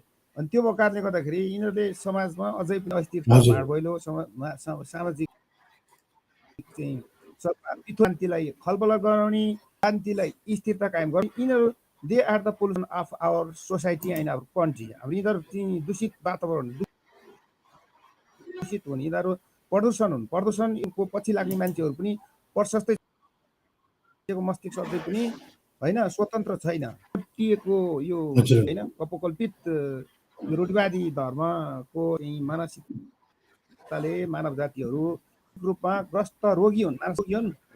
नेपाल भारतका अति हिन्दूवादीहरू कुनै पनि धर्मको अतिवाद चाहिँ मानसिक रोग हो। रोग रहेसम्म समाजमा यिनीहरू होइन कहिले पनि त्यो शान्ति यिनीहरूलाई मानवता छैन, मानवीय पनि छैन यिनीहरूसँग। बिल्कुल कम्तीमा मानवीय विवेक र मानव पनि त्यति पनि एउटा होइन, त्यति दायरा समाजमा, देशमा एउटा धर्मको नाउँमा, राजतन्त्रको नाउँमा, राजाको समाजलाई अझै पनि मेनेज गरेर समाजमा बिथोर्ने यिनीहरू एकदम कुरूप प्रयोग छ। यो सामाजिक सञ्जालको टिकटक, फेसबुक, इन्स्टाग्रामदेखि लिएर युट्युबदेखि लिएर फेरि यो सोसाइटी पनि त्यही सापेक्ष छ। मतलब चाहिँ यस्तै कुराहरूमा मिलियन्स भ्युज होइन लाख भ्युज गर्ने, लामो भिडियो गर्ने, अनि किसिमको चाहिँ कन्टेन्टहरू केही बुरु छ। बौद्धिक कुराहरू, विज्ञानका कुराहरू, गरिबी निवारणका कुराहरू, बेरोजगारीका कुराहरू भएको, हामी परनिर्भरको गर्न कुरा, समाज गरिब हुनका कारण हामी अस्थिरता किन छौँ, अनि किन छौँ हामी त ढिला सुस्ती होइन, हामी किन यति धेरै परनिर्भर बनेर बाँचिरहेका छौँ, किन करोड लाखौँ लाख मानिसहरू विदेश गए, यी इस्युहरू निकाल्दैन, सुन्न पनि चाहँदैन यो सोसाइटी त्यही अनुसारको छ, समाजको मस्तिष्क जस्तो छ यिनीहरूले त्यस्तै कन्टेन्ट क्रिएट गरेर पठाइदिन्छ। हिन्दूवादी हिन्दूको नारा र राजाको यिनीहरू त तपाईँको यिनीहरूले त बकाइदा तपाईँको के भने साइबर पुरा तपाईँको यिनीहरूले साइबर सेना बनाएका छन् के। आरएसएस भनेको सबैभन्दा ठुलो संसारकै होइन, यिनीहरू एकदमै यिनीहरूले होइन सङ्गठनिक रूपमा एउटा के अरे मोहन मालवीय भन्ने छ, त्यसको अध्यक्षतामा यिनीहरूले जस्तो वाट्सएपमा तपाईँको विभिन्न खाले यिनीहरूले चाहिँ अर्को त एउटा त मेन स्ट्रिम मिडिया पनि कब्जा गरेका छन्।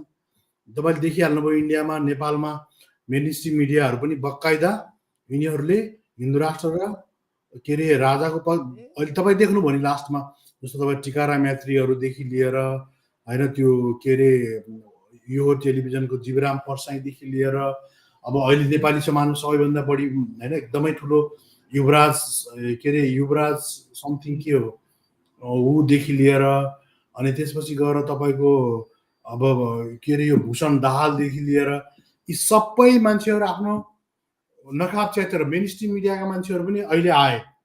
सोसियल मिडिया पुरै यिनीहरूले त्यो अल्गोरिदमलाई ह्याकिङ गर्ने कि अल्गोरिदमलाई त्यही अनुसार त्यो ह्याकिङ गर्ने गरिरहेछन्। त्यस कारणले गर्दा अब मेरो तपाईँको दोस्रो क्वेसन के छ भने यसबाट बच्नलाई यो मिडिया लिट्रेसी फैलाउनु पर्यो नि होइन, मिडिया लिट्रेसी त्यो पनि लोकतन्त्रको पक्षमा।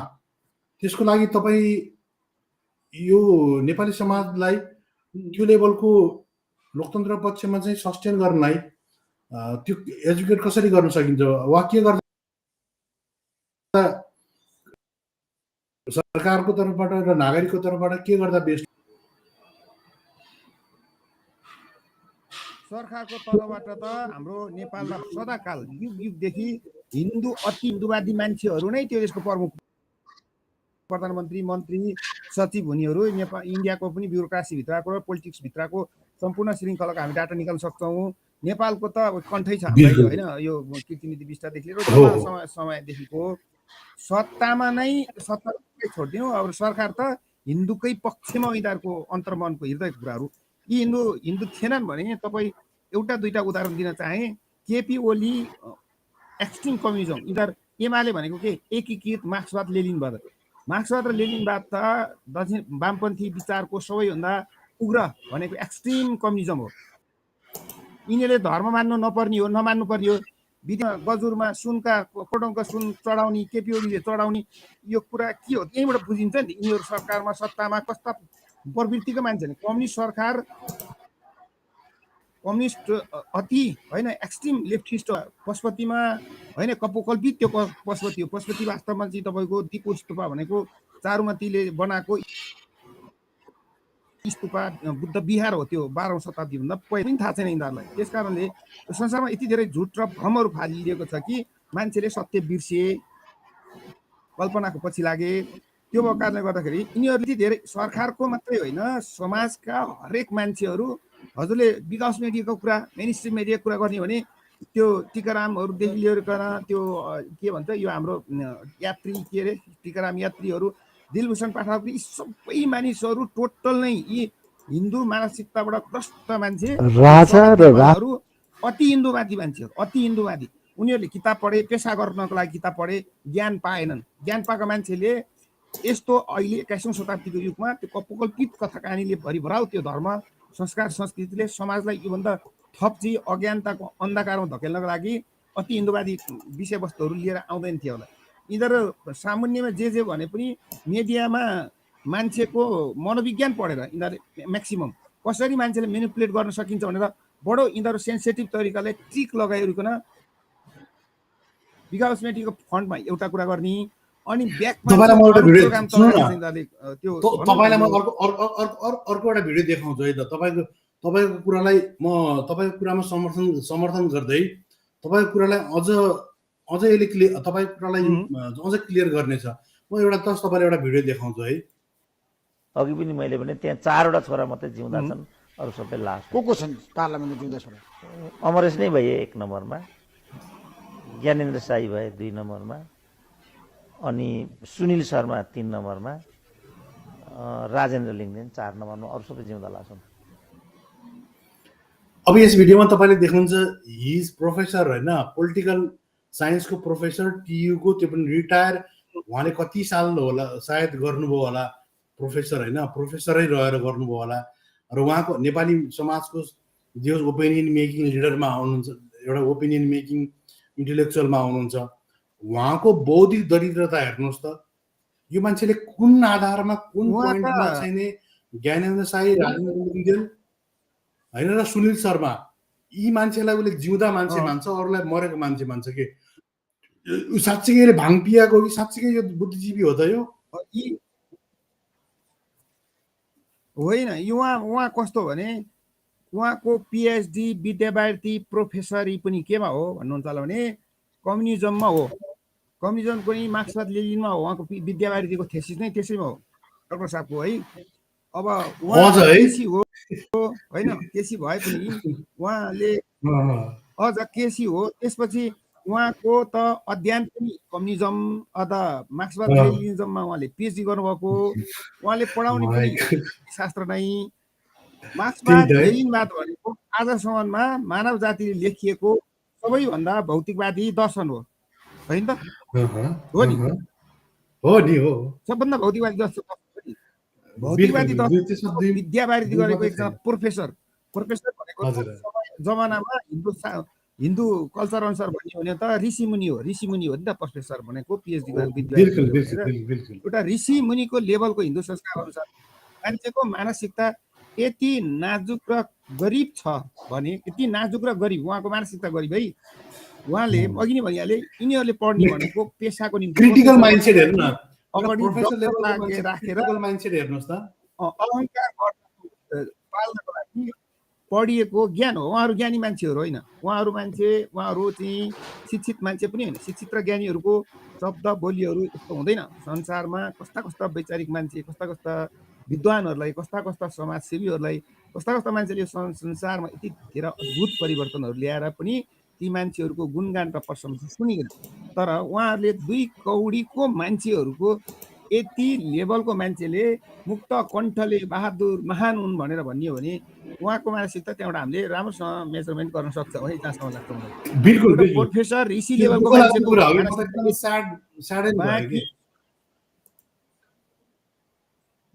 बाँकी समाजको मानसिकता कस्तो होला भन्नु न। भनेपछि यो अति हिन्दुवादको रोग छ मान्छेको दिमागभित्रमा है, मस्तिष्क नै रोगी छ, यो मास फोबिया।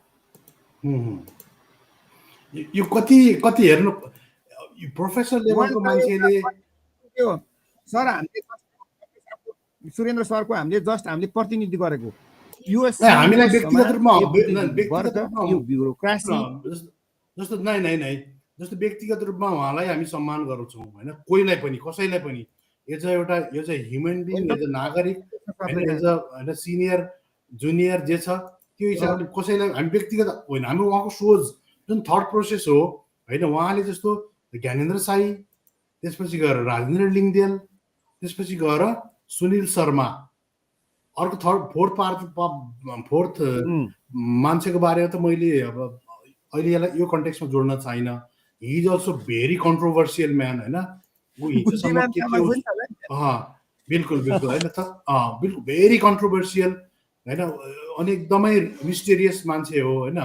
त्यस कारणले गर्दा तर जो राजतन्त्रवादी मान्छे, राष्ट्रवादी मान्छेहरूलाई यसरी उसले त्यहाँ जिउँदा मान्छे उनीहरू मात्रै हुन् भन्न खोज्नु गर्दा त हि इज अल्सो होइन फन्डामेन्टलिस्ट, हिन्दू फन्डामेन्टलिस्टकै लाइन हो भनेको चाहिँ ऊ हिन्दू राष्ट्रको राजाकै लाइन हो भनेपछि यस्ता मान्छेहरूले आफूलाई प्रोफेसर गिरी, त्यो पनि नेपाली समाजको भनेपछि हाम्रो आइक्यू लेभलले हाम्रो समाजको जुन खालको पोजिसन हो, इन्टेलेक्चुअल जो ग्राउन्ड हो, त्यो ग्राउन्ड कति कमजोर छ हेर्नुहोस् त।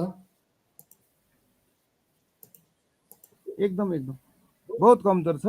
उहाँहरूको मस्तिष्क अरूद्वारा कब्जा गरिएको नि, कब्जियत मस्तिष्क भन्छु यसलाई म। कसले कब्जियत मस्तिष्क भने उहाँहरूको जन्म जुन जातमा, जुन परिवारमा, जुन धर्ममा, जुन सोसाइटीमा जन्मियो, त्यसपछि उहाँहरूको एजुकेसन पनि त्यही अनुसारको।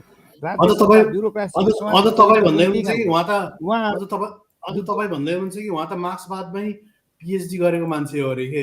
अब मार्क्सवादमा पिएचडी गरेको कि भाङ बियर गरेको के गरेको यार? मार्क्सवादमा त जस्तो तपाईँ कम्तीमा पनि होइन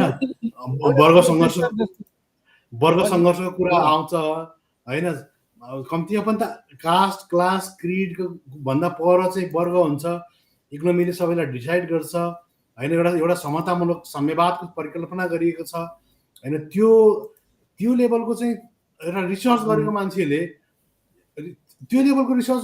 यो लेभलको कुरा बोल्नु भनेको त यो त एकदम के तपाईँको भनौँ न यो त के भन्ने यार यो त टिप्पणी गर्नमा पनि लायक मान्छे अब के भनौँ त्यो लेभलको प्रयोग किन तपाईँले भने जस्तै त्यो लेभलको प्रयोग गर्नु राम्रो त नहोला होइन हिज अब तर यो सोच्ने विषय हो कि नेपाली समाज कति कमजोर छ भन्ने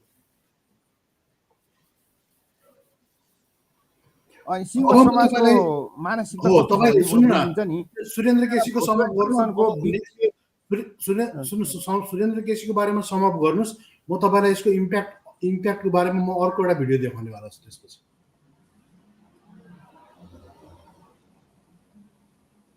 उहाँले बोले भने समाज चाहिँ मेनिपुलेट हुन्छ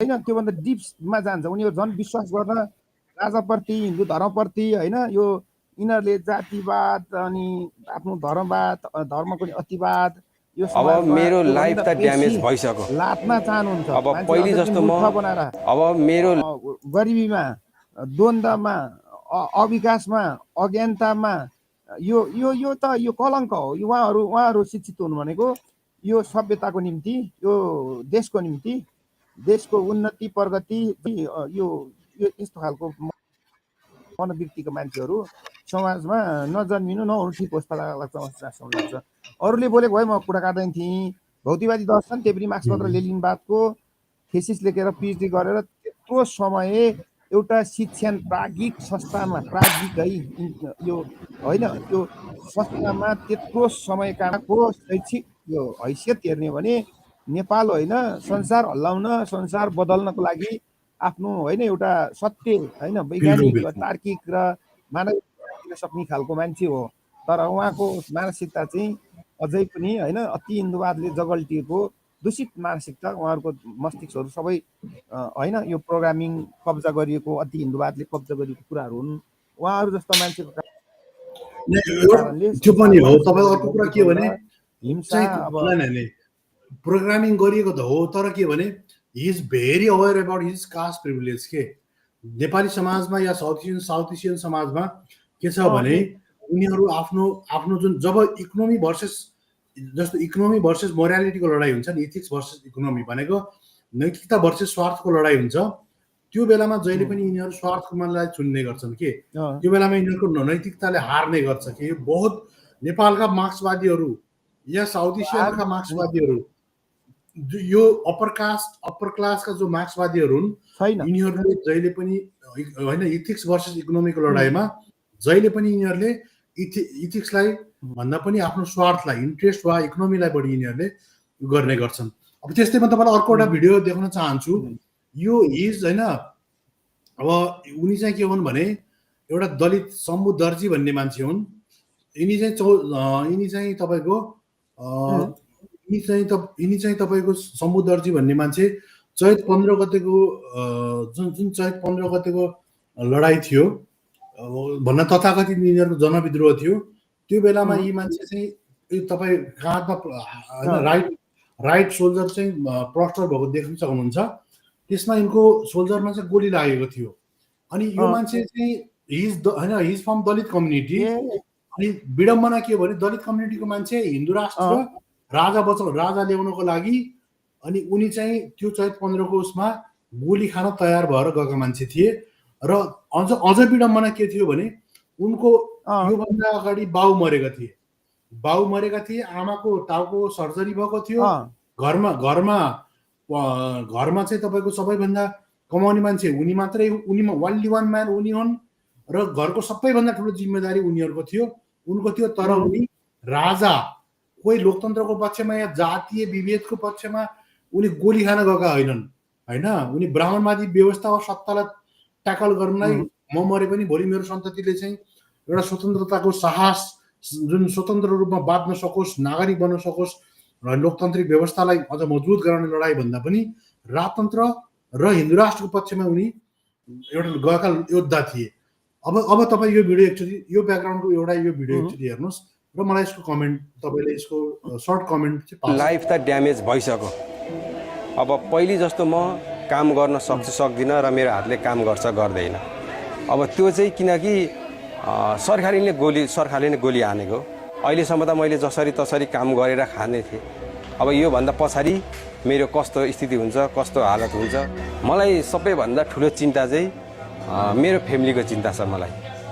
किनकि मेरो बाबा पनि बित्नुभयो, मम्मी हुनुहुन्छ। मम्मीको पनि भर्खरै त्यस्तै 1 वर्ष जति भयो होला अपरेसन गरेको टाउकोको। अनि यहाँबाट आउट भइसकेपछि फेरि मेरो पहिले जस्तो मेरो हात चलेन र मैले काम गर्नु सकिनँ भने त्यो अवस्थामा चाहिँ मैले गर्नुपर्ने के हो त्यो चाहिँ सरकारले बताइदिनु पर्यो कि तैँले यस्तो गर्नुपर्छ उस्तो गर्नुपर्छ भनेर सरकारले पनि थोरै बुझ दिनु पर्यो।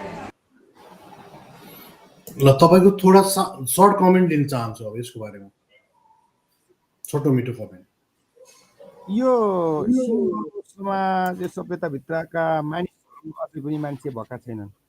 एउटा मान्छेले कपोकल्पित कथा कहानी लेख्यो। बर्मा र चाहिँ छोरी सरस्वतीबाट एकजना चाहिँ मनु भन्नेको जन्म भयो। ती मनुका सन्तान 4 भाइ मध्येमा चाहिँ सुन्नु न, मैले तपाईँलाई के बारेमा सुन्नु न, एक्सक्युज मी, मैले तपाईँलाई के कमेन्ट दिन चाहन्छु भने जो सोसियल मिडियाले जसरी हिन्दू फन्डामेन्टलिस्टहरूले दुर्गा प्रसाईले 1 करोड रुपियाँ छुट्याएको छ, त्यसमध्येमा 33 करोड रुपियाँ लगानी गर्यो।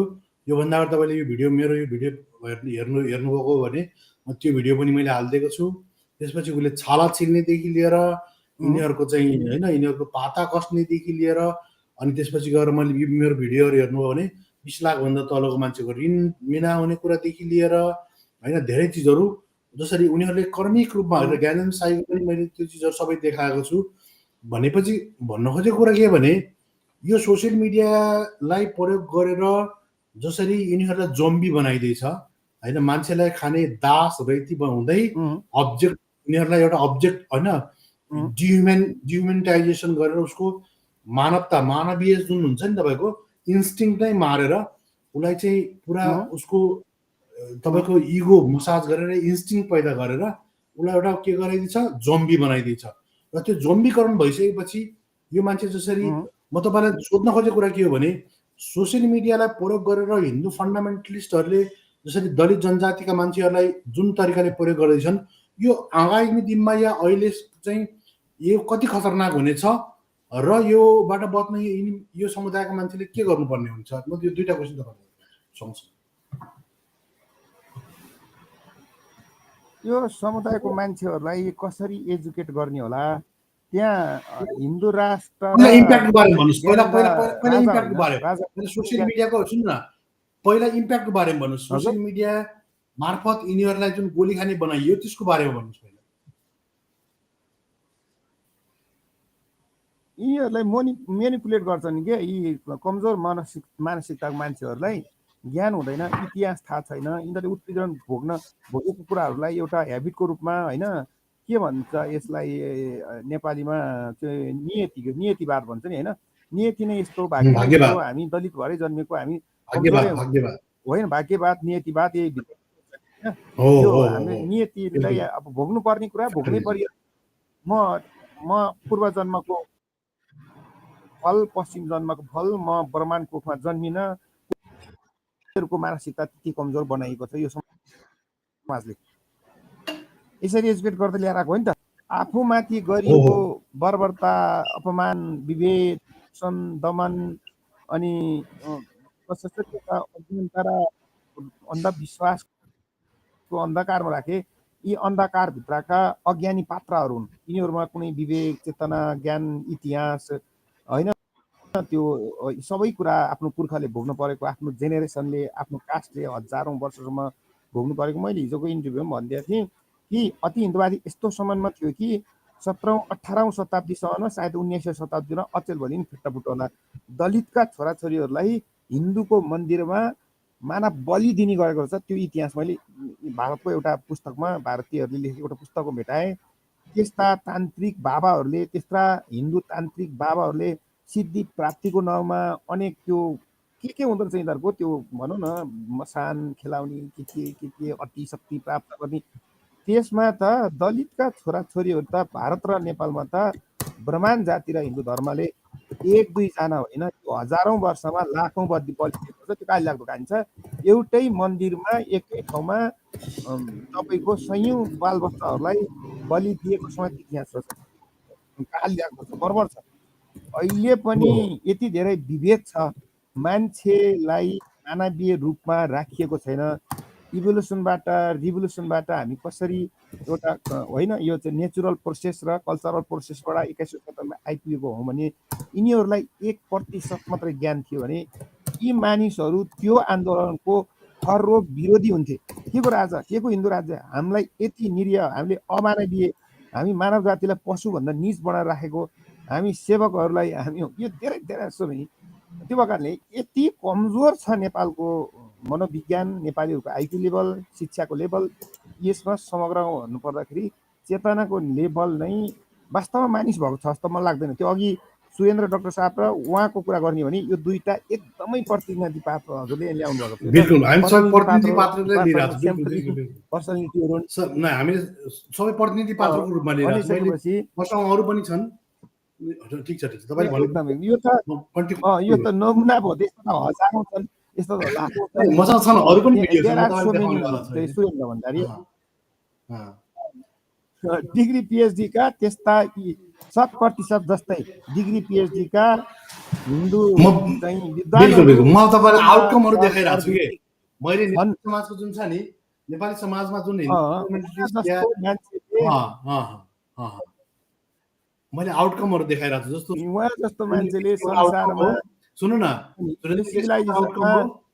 एक मिनेट है त जसरी आउटकम हो दलित कम्युनिटीबाट यो भाइ पनि एउटा आउटकम हो हैन मसँग अर्को एउटा आउटकम छ तपाईलाई म अर्को देखाउँछु अर्को एउटा राजाको फोटो चलाउने काम नगरिदिनु होला राजाको बदनाम गर्ने काम नगरिदिनु होला भोलि खुट्टा काटिन्छ हात काटिन्छ फेरि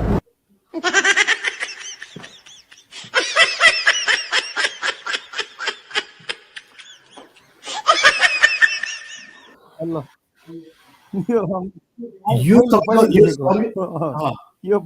राजाको फोटो चलाउने काम नगरिदिनु राजाको पक्षमा होला राजाको बदनाम गर्ने काम नगरिदिनु होला भोलि खुट्टा काटिन्छ हात काटिन्छ फेरि ए देख्नु हैन उनी यतिसम्म चाहिँ उनी राजाको पक्षमा हैन सुन हजुर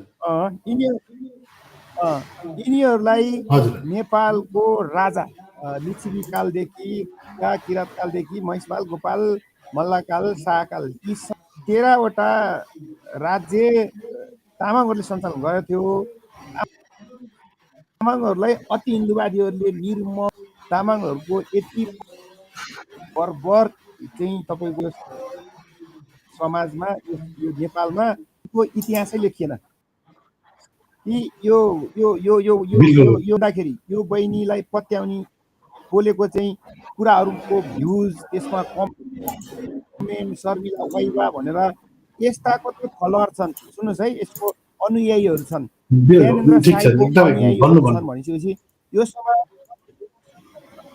कति पशुवत छ यसलाई आफ्नो जातिको इतिहास राजाहरूले गरेको अपमान तामाङको छोरीलाई तामाङलाई बेच्न पाइने तामाङलाई हत्या गरेमा जेल जान नपर्ने राणा शासनमा कानुनमै लेखिएको रहेछ तामाङलाई बेच्नुपर्ने तामाङहरूलाई बेच्नुपर्ने तामाङको छोरी बेच्न पाउने त्यसको कुनै कानुन नलाग्ने र नेपालबाट तामाङका छोरीहरूलाई बम्बईको कोठीमा पहिलोचोटि तामाङका छोरी पुर्याइएको थियो त्यतिखेर होइन यो सयौं वर्षको इतिहासको कुरा गरेर अहिले पनि काठमाडौँको नजिक नुवाकोट धादिङ यो काभ्रेतिर तामाङनीहरूलाई अहिले पनि यिनीहरूको यस्तै यही शर्मिलाबाईको दुई बहिनीहरूलाई मान्छेले अनेकौं प्रलोभन देखाइकन होइन अनेक औषधि खुवाएर कन्भिन्स गरेर अनेक लोभ देखाइकन यिनीहरूलाई अपहरण गरेर बेहोस बनाएर बम्बईको कोठीमा यो आइमाईलाई पुर्याउनु पर्ने त्यहाँनिर वास्तव भन्नुपर्दाखेरि यो शर्मिला भन्नेलाई अहिले पनि बम्बई कोठी त्यसो नभन्नुहोस् बम्बई कोठीमा पुर्याउनु त्यसो नभन्नु तपाईँको कुरा अरू कुराहरूमा सहमत भयो होइन त्यसरी निकृष्ट रूपमा यिनीहरूलाई गर्न भन्दिनु। यिनीहरूलाई भन्यो भने यो बुद्धिमान तामाङ र होइन बुद्धिमान तामाङ र यो त समाजको जल्दा बल्दा मान्छे नि त समाज के अरे यसको नाम नै सामाजिक अभियन्ता शर्मिला वाइबा भन्ने छ यसको नामै यस्ता त अभियन्ता छन् यसको चेतना यिनीहरूको विवेक यिनीहरूको यो लेभलको कारणले भनेको यी त सामाजिक अभियन्ता भनेको लिडरसिप गर्ने हो लिडरको हालत यो छ भनेपछि यसको पछि लाग्ने मान्छेहरू पनि छन् यसको फलोअर छन् यसको भ्युज गर्ने कुरा सुन्ने मान्छे नेपालमा हजार होइन लाख होइन मिलियन रहेछ किन यसले बोलेको कुराहरू यसको भिडियोहरू मान्छेहरू त यसको भिडियोहरू त बवाल भ्युज आउँछ भाइरल आइमै हो यो होइन यो तामाङ इतिहास तामाङहरूले कति बर्बर गरेको थियो होइन यो तामाङ राजाहरूलाई कसरी मारेका थिए तामाङहरूलाई कस्तो व्यवहार गरेको थियो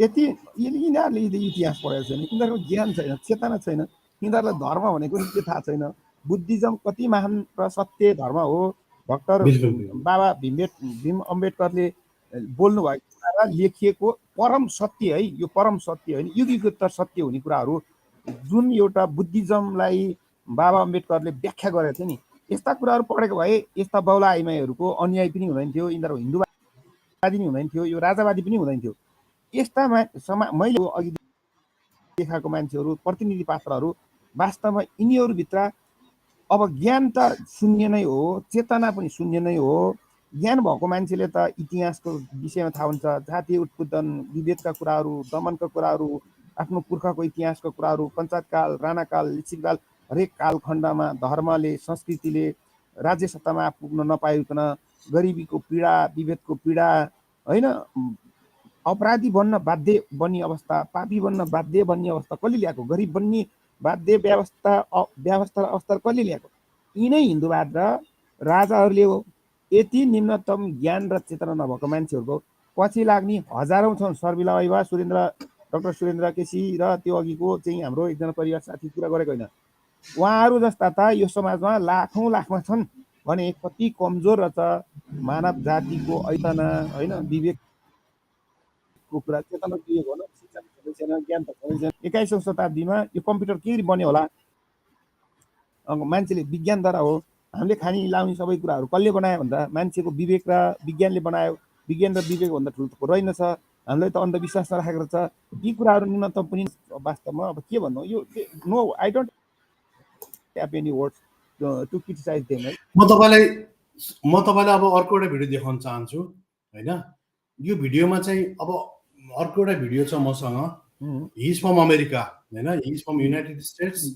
I think he belongs to Limbu community side, हैन and he's looking like handsome honk, हैन तर मैले तपाईलाई देखाउन खोजिरहेको कुरा के छ भने यो मान्छे चाहिँ दुर्गा प्रसादको 15 गते जुन कोटेश्वर जाउँ भन्ने जुन आन्दोलन छ त्यो आन्दोलनलाई यिनले एउटा के रे सबै मान्छेलाई एउटा यिनले एडभोकेसी गरेर हेलो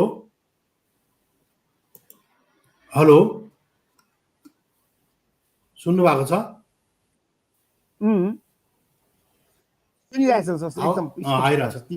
एडभोकेसी गरिरहेका छन् एडभोकेसी गरिरहेका छन् यिनले चाहिँ दुर्गा प्रसादको अभियानलाई बकाइदा रूपमा सपोर्ट गरेर त्यसको पक्षमा यिनले एडभोकेसी गरिरहेका छन् अब म तपाईलाई दुई तीनटा पोइन्ट यसपछि तपाईँ लगतै यसको जवाब आशा के गर्छु भने पहिला यो भिडियो देखाउँछु त्यसपछि जुन पहिचानवादी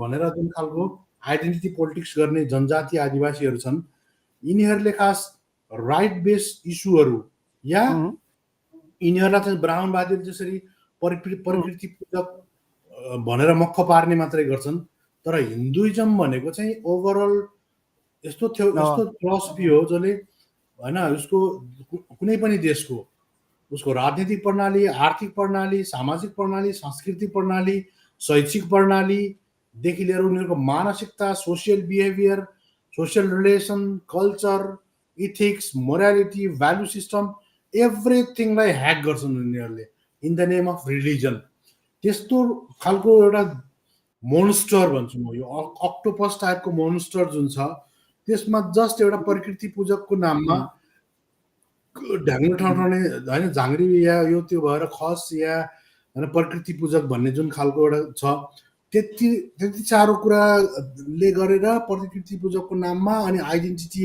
भनेको पहिचान मात्रैको लागि लड्ने मान्छेले राइट बेस इस्युमा नलडेर होइन जस्तो अधिकार, राजनीतिक अधिकार, सामाजिक अधिकार, आर्थिक अधिकार त्योलाई एजेन्डा बनाउँदा पहिचान भनेको टुल्स मात्रै हो।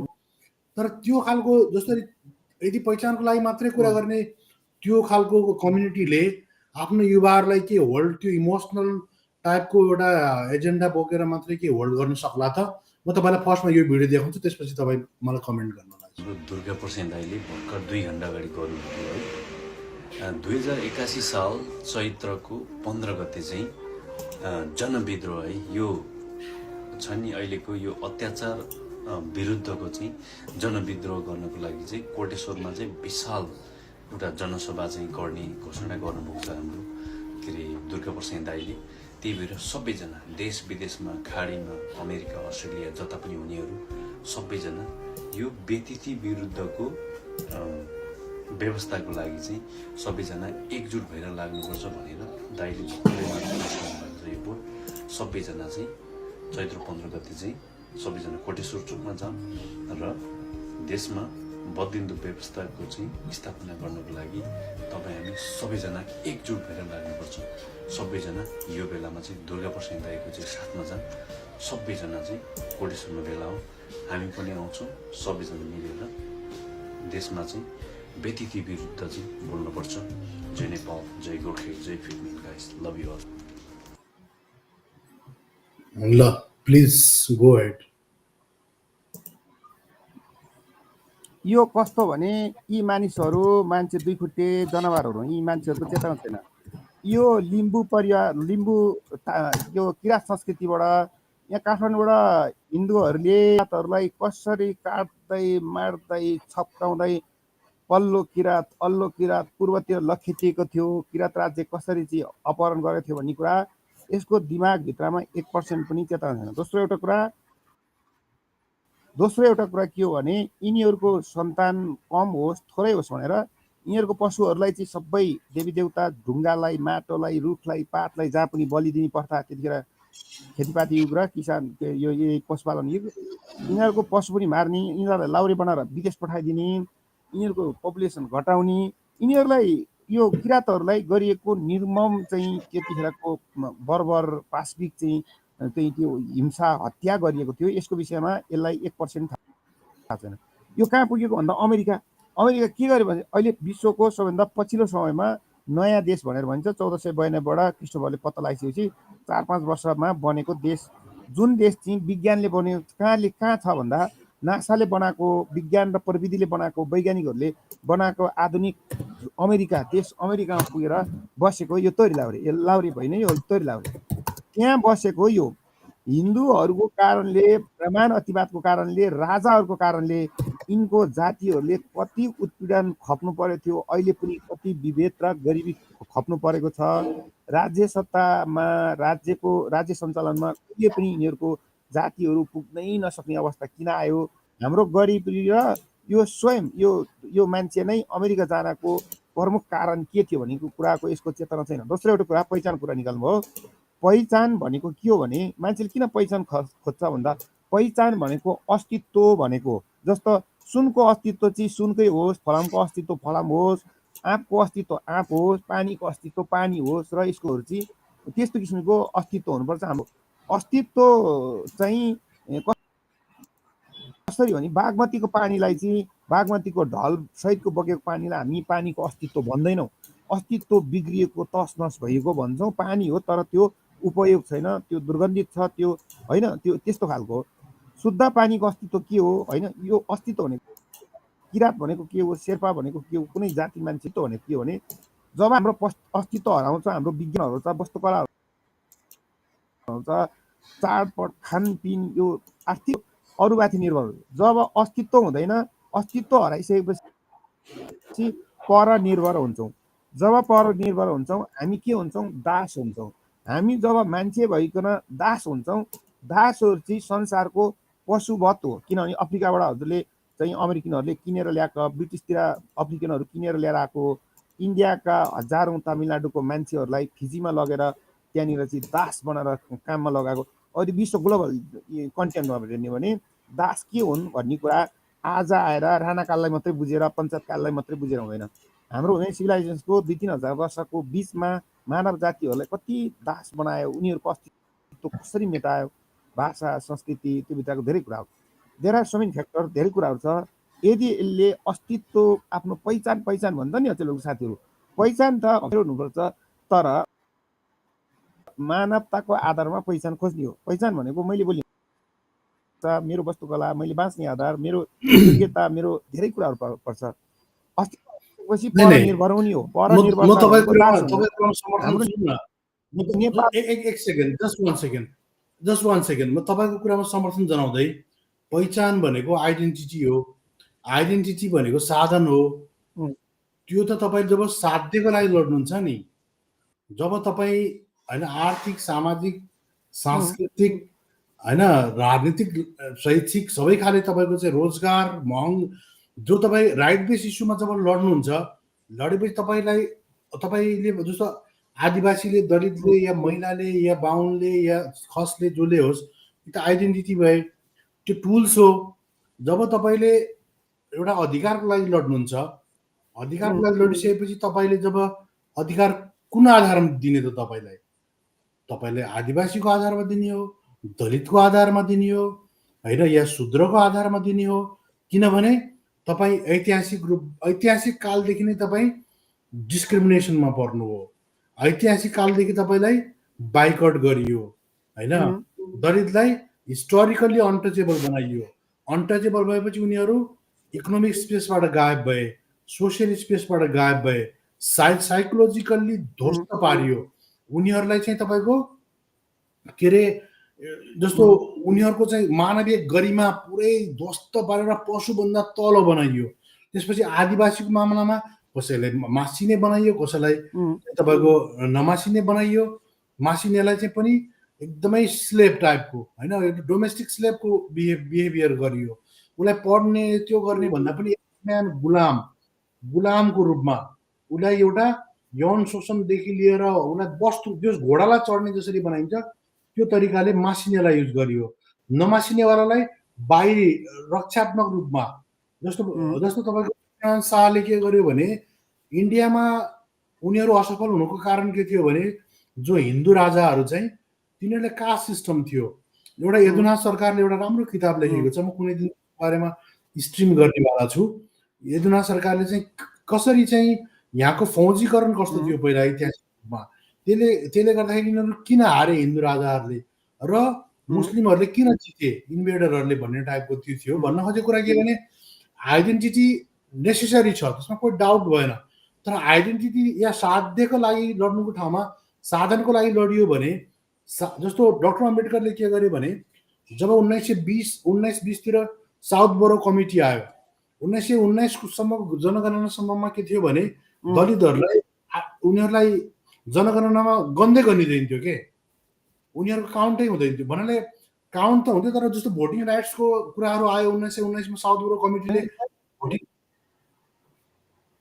सर्टकटमा तपाईँलाई अब लम्बातिर नखिचेर भन्नु खोजेको कुरा के भने डक्टर अम्बेडकरले 1919मा के गर्यो भने दलितलाई हिन्दूबाट छुट्याए। आइडेन्टिटी छुट्टै आइडेन्टिटी हो, हामी चाहिँ हिन्दू होइन भनेर आइडेन्टिटी अलग गराए, होइन। त्यसपछि उनले के गर्यो भने जब साइमन कमिसन आयो अनि गोलमेज सम्मेलन 1, 2, 3 भयो, गान्धीहरूसँग मदन मोहन मालवीयसँग उनले सेपरेट आइडेन्टिटीको लागि त सँगसँगै लड्यो नै, तर उनले के गर्यो पोलिटिकल राइट्सको लागि, इकोनोमिक राइट्सको लागि पनि सँगसँगै लड्यो के। भन्न खोजेको कुरा साधनको लागि जब लडिन्छ नि राइट्सको लागि, त्यसको लागि टुल्स त ओभियसली आइहाल्छ, सँगसँगै जोडेर आइहाल्छ। तर यहाँका जनजातिहरूले के गरिरहेको छन् भने आइडेन्टिटीको लागि मेजर बनाएर हिँडिरहेछन् के। त्यसले गर्दा के राजनीतिक जब उनीहरूले के भने हाम्रो राजनीतिक अधिकार हाम्रो जनसङ्ख्याको अनुसार चाहियो बकाइदा, त्यो पनि सेपरेट इलेक्ट्रोड चाहियो, हामीलाई विश्वविद्यालयमा त्यही अनुसार चाहियो, हामीलाई चाहिँ हाम्रो आर्थिक जस्तो हाम्रो ठेक्का सरकारले दिने ठेक्का पट्टामा चाहियो, होइन। त्यसपछि गएर हामीलाई यहाँको रिसोर्समा चाहियो। जब त्यसरी भन्न थाल्यो भने त कुरा अलग हुन्छ नि त, भन्नु खोजेको कि हो। यहाँनिर आइडेन्टिटी अहिले पहिचानवादी साथीहरूले खोजेको कुरा भनेको हामी चाहिँ राई नै हुनुपर्छ, गुरुङ नै हुनुपर्छ, नै हुनुपर्छ, हामी थारूको उहिलेको परम्परा संस्कृति छ त्यसैमा बाँच्न पाउँ भनेको होइन। It is not that. अधिकारवादी यो पहिचानवादी के भन्यो भने यो ल्यान्ड मेरो पुर्खाले बनाएको पाटा साँगो कुल कुलेसा मेरो पुर्खाले दिएको, मेरो पुर्खाको पसिना रगत सङ्घर्ष सिमानामा युद्ध, यो मधेसका पाटा बारी सारा कुरा जति पनि भन्यो नि एभ्रिथिङ, जुन खेतमै छ यो नेपालमा जतिवटा खेत बनाएको छ त्यो प्रकृतिमा बनाएको थिएन। यी जात जातिहरूकै पुर्खाले बनाएको राम्रो राम्रो खेतहरू बाहुनहरूको कब्जामा छ, यो जमिनदारहरूको कब्जामा थियो र छ अझै पनि। मतलब पहिचान भनेको के भने मेरो जाति भाषा यो हो, म शेर्पा हुँ, मेरो भाषा हुनुपर्छ, म बक्खु लाएर नाच्छु भनेको होइन। It is not that. यो होइन। हाम्रो संस्कृति जाति भाषा सबै कुराहरू तिमीले लुट्न त लुटिसक्यौ। यो माटो यो मुलुक बनाउन मेरो पुर्खाको र अहिले पनि त मैले पनि ट्याक्स तिरेको छु, रिमिटेन्स मैले पठाएको छु, लाउरीहरूले पठाएको रिमिटेन्सबाट त्यो चलेको छ। ट्याक्स राजस्व भनेपछि यो राज्यमा हाम्रो पौरखको, हाम्रो माटोमा, हाम्रो पौरखमा, हाम्रो पसिनामा, हाम्रो रगतमा होइन, यो हाम्रो चाहिँ लासहरूमाथि यिनीहरूले खेलवाड गरे र निश्चित एउटा होइन निश्चित समुदायले भनौँ, समुदाय भनिदिउँ अहिले जाति कुरा नगरौँ, निश्चित समुदायले यो देशमा सयौँ वर्ष निश्चित वर्गहरू शोषित दमित हिंसामा हत्यामा धेरै त्यो बर्बरता धेरै। त्यस कारणले यो राज्यमा सेवा गर्नु मैले आर्मीमा शिक्षामा स्वास्थ्यमा निजामतीमा ब्युरोक्रासीमा मन्त्रालयमा हाम्रो सहभागिता हुनुपर्छ यो देश बनाउनको लागि। है फेरि अरू होइन, तिमीहरूलाई हटाइकन तिमीहरूलाई हामी त्यहाँ पुग्यो तिमीहरूलाई चाहिँ अर्कै बनाउँछु भनेको होइन। तिमीहरू एउटा निश्चित नस्ले मान्छेहरूले देशमा सयौँ वर्ष हाम्रो देशलाई, हाम्रो पुर्खालाई, हाम्रो माटोलाई, हाम्रो एउटा होइन सबथोक हाम्रो सभ्यतालाई हरेक कुरामा एकदम पछाडि पार्यो। यो अतिवाद भयो। अब हाम्रो पहिचान सहितको हरेक हिस्सामा हामी यो देशको सेवामा जान चाहन्छौँ। आर्मीको सेवामा, निजामतीको सेवामा, ब्युरोक्रासीको सेवा, हजुरले भन्नुभयो आर्थिक क्षेत्रको हरेक क्षेत्रमा, बिजनेस व्यवसाय हरेक क्षेत्रमा यो तरिकाले हाम्रो कन्ट्रिब्युसन एक्स्ट्रा दिन चाहन्छौँ। हाम्रो सहभागिता चाहियो। हाम्रो सहभागिता बिना हाम्रो मात्र होइन सिङ्गो मुलुक र समाजको भलाइ भएन। माओबाट सिके साथीहरूले, माओले त्यहाँनिर एउटा सांस्कृतिक एकीकरण गरेर त्यहाँको जाति भाषा धर्म केही पनि मासेनन्। माओले त्यही जाति धर्म भाषाले पश्चिमा गीत सङ्गीत त्यो वस्तु पदार्थहरू उत्पादित वस्तुहरू चाइनामा छिर्न दिएन, बाइबल पनि छिर्न दिएन, कुरान पनि छिर्न दिएन, केही पनि थिएन। त्यो कारणले आज चाइनिजहरूको युनिटीले, त्यही देशको संस्कृतिले, त्यही देशको विज्ञानले, त्यही देशको वैज्ञानिकले, त्यही देशको राजनीतिकले, त्यही देशको अर्थविदले, त्यही देशका अभियन्ताहरूले, त्यही देशका फिलोसफरहरूको कारणले चाइना आज महान बन्यो हो। हामी पनि यसै गरिकन हाम्रो देशलाई सम्पूर्ण जात जातिहरूको आफ्नो पहिचान सहितको नेतृत्व है, राईबाट यति, थारूबाट यति, छेत्रीबाट यति, हरेक समुदायबाट जानी, त्यसमा तह तकवा भन्ने कुराहरू हुँदैन। किनभने एउटा निश्चित वर्ग र जातीय मात्र गर्ने कुरा होइन। यदि राष्ट्रिय स्ट्रिमको, राष्ट्रिय नेसनल कन्स्ट्रक्सनमा, राष्ट्र निर्माणमा अथवा यो देशको उन्नति भलाइको लागि हो भने हाम्रो बिगेस्ट कन्ट्रिब्युसन सपोर्ट गर्न चाहन्छौँ। तपाईँहरूको ढङ्गा पुगेन, तपाईँहरू एकलौटी चलन भयो, हामी पनि जान पाउँछौँ भन्ने यो मूलभूत यो उद्देश्य भनौँ न वास्तविक रूपमा उनीहरूले भन्न खोजेको यो कुरा हो। त्यो कारणले पहिचान हुनुपर्ने थियो हो के आज हुनुपर्ने थियो। उनीहरूले जस्तो तपाईँले भने हुनुपर्ने चाहिँ तपाईँले भनेको कुरा हो कि तपाईँले जुन भन्नुभयो नि, हुनुपर्ने चाहिँ राइट बेस इस्युलाई प्राथमिकता दियो भने आइडेन्टिटी त्योसँग ओभियसली जोडेर आउँथ्यो, त्यो आइडेन्टिटी होइ नै हाल्थ्यो। तर यहाँ आइडेन्टिटीलाई साधनलाई भन्दा पनि साधनलाई बढी टुल्सलाई उनीहरूले बढी प्रायोरिटी दिए कि टुल्सलाई प्रायोरिटी दिँदाखेरि के हुन्छ भने त्यो उनीहरूलाई जो ब्राह्मणवादी मिडियादेखि लिएर हरेकले ब्राह्मणवादी सरकारले हरेकले के गर्छ जस्तो त्यसका तपाईँले भन्नुहुन्छ नि त, जस्तो बुद्धिमान तामाङ, राजेन्द्र लिङदेल वा तपाईँको अहिलेको सञ्चार मन्त्री छ नि सञ्चार पृथ्वीराज सुब्बा गुरुङ या दलितकै तपाईँको सांसदहरू भए, यिनीहरू चाहिँ के भने जनताहरूले पनि यिनीहरूलाई त्यो लेभलमा खबरदारी नगर्ने भए, आइडेन्टिटीमै रमाउने भइए होइन। जस्तो दलितहरूलाई के छ भने उनीहरूले छुवाछुत नगरिदिएर मन्दिर राम्रोसँग छिराइदिए, जमिन जनौषधि लगाइदियो भने भइ त गयो यार, कसले दुनियाँदार लफडा गर्छ यार भन्ने टाइपको दलितहरूमा एक खालको यिनीहरूको मेन्टालिटी त्यहीसम्म छ। जनजातिहरूलाई पनि के छ भने दलितहरूभन्दा हामी ठुलो छँदैछौँ, हामीलाई आफ्नो कास्ट प्रिभिलेज चाहिँ बचाएर बाहुनहरूबाट थोरै थोरै अधिकार पाइहाल्यो भने दलितलाई थिच्न पाइहालिन्छ भन्नाले एकदम त्यो स्वार्थी के त्यो हुन्छ नि तपाईँको यिनीहरूको जो जो जो जो टाइपको देखिन्छ नि एकदम सेल्फिसनेस के तपाईँको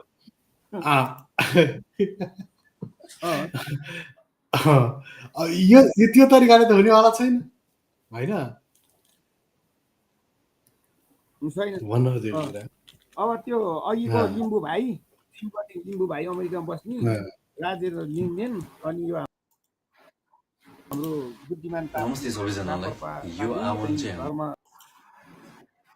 हिन्दू हुनुपर्छ भनेर हिँड्ने मान्छेहरू यी उहाँहरू यी त पढे लेखेका मान्छेले फलो गर्ने विश्वास गर्ने अभियान लिडरले भनेपछि त्यहाँभन्दा तलतिरका उहाँ हाल भनेपछि it is not easy to change our society country, it is very difficult. यो स्ट्रिम चाहिँ तपाईँ र मैले होइन, यहाँ लाखौँ मान्छेले कन्टिन्यू चलायो भने मात्रै मानिसहरूलाई केही प्रोसेसबाट नै चेन्ज गरेर भित्र नै छ प्रब्लम, भित्र नै छ प्रब्लम। उनीहरू बिल्कुल एकदम सफ्टवेयरमै प्रब्लम छ कि यहाँ सफ्टवेयरमा प्रब्लम छ। सफ्टवेयर नै तपाईँको पुरा धुनु पुरा साबुन लाएर धुनुपर्ने छ कि सफ्टवेयर अपडेट गर्नु पुरा भाइरस लाग्छ अपडेट गर्नुपर्ने पुरै फर्मेट हाल्नुपर्ने छ। सदियोदेखि त्यो रस्टिङ भइसकेको केही पनि काम नलाग्ने खालको पुरा फर्मेट हाल्नुपर्ने छ भित्र नै पुरै होइन। त्यो त नभए त हुँदैन न त यिनीहरूले चेत्दैन नि, चेतना आउँदैन नि त, यिनीहरूले बुझ्दैन नि। यिनीहरूले जति बुझेको छ पशुलाई कुनै आश्चर्य लाग्दैन रे, जे छ त्यो लाग्छ नि त, आश्चर्य लाग्दैन। झ्याममा आफू अगाडि छ पछाडिपट्टिबाट अर्कोलाई आफ्नै नजिक झ्याम मार हानिरहेको छ, बलि दिइरहेको छ, उनीहरूलाई कुनै आश्चर्य लाग्दैन। मतलब यी पशुहरूलाई अब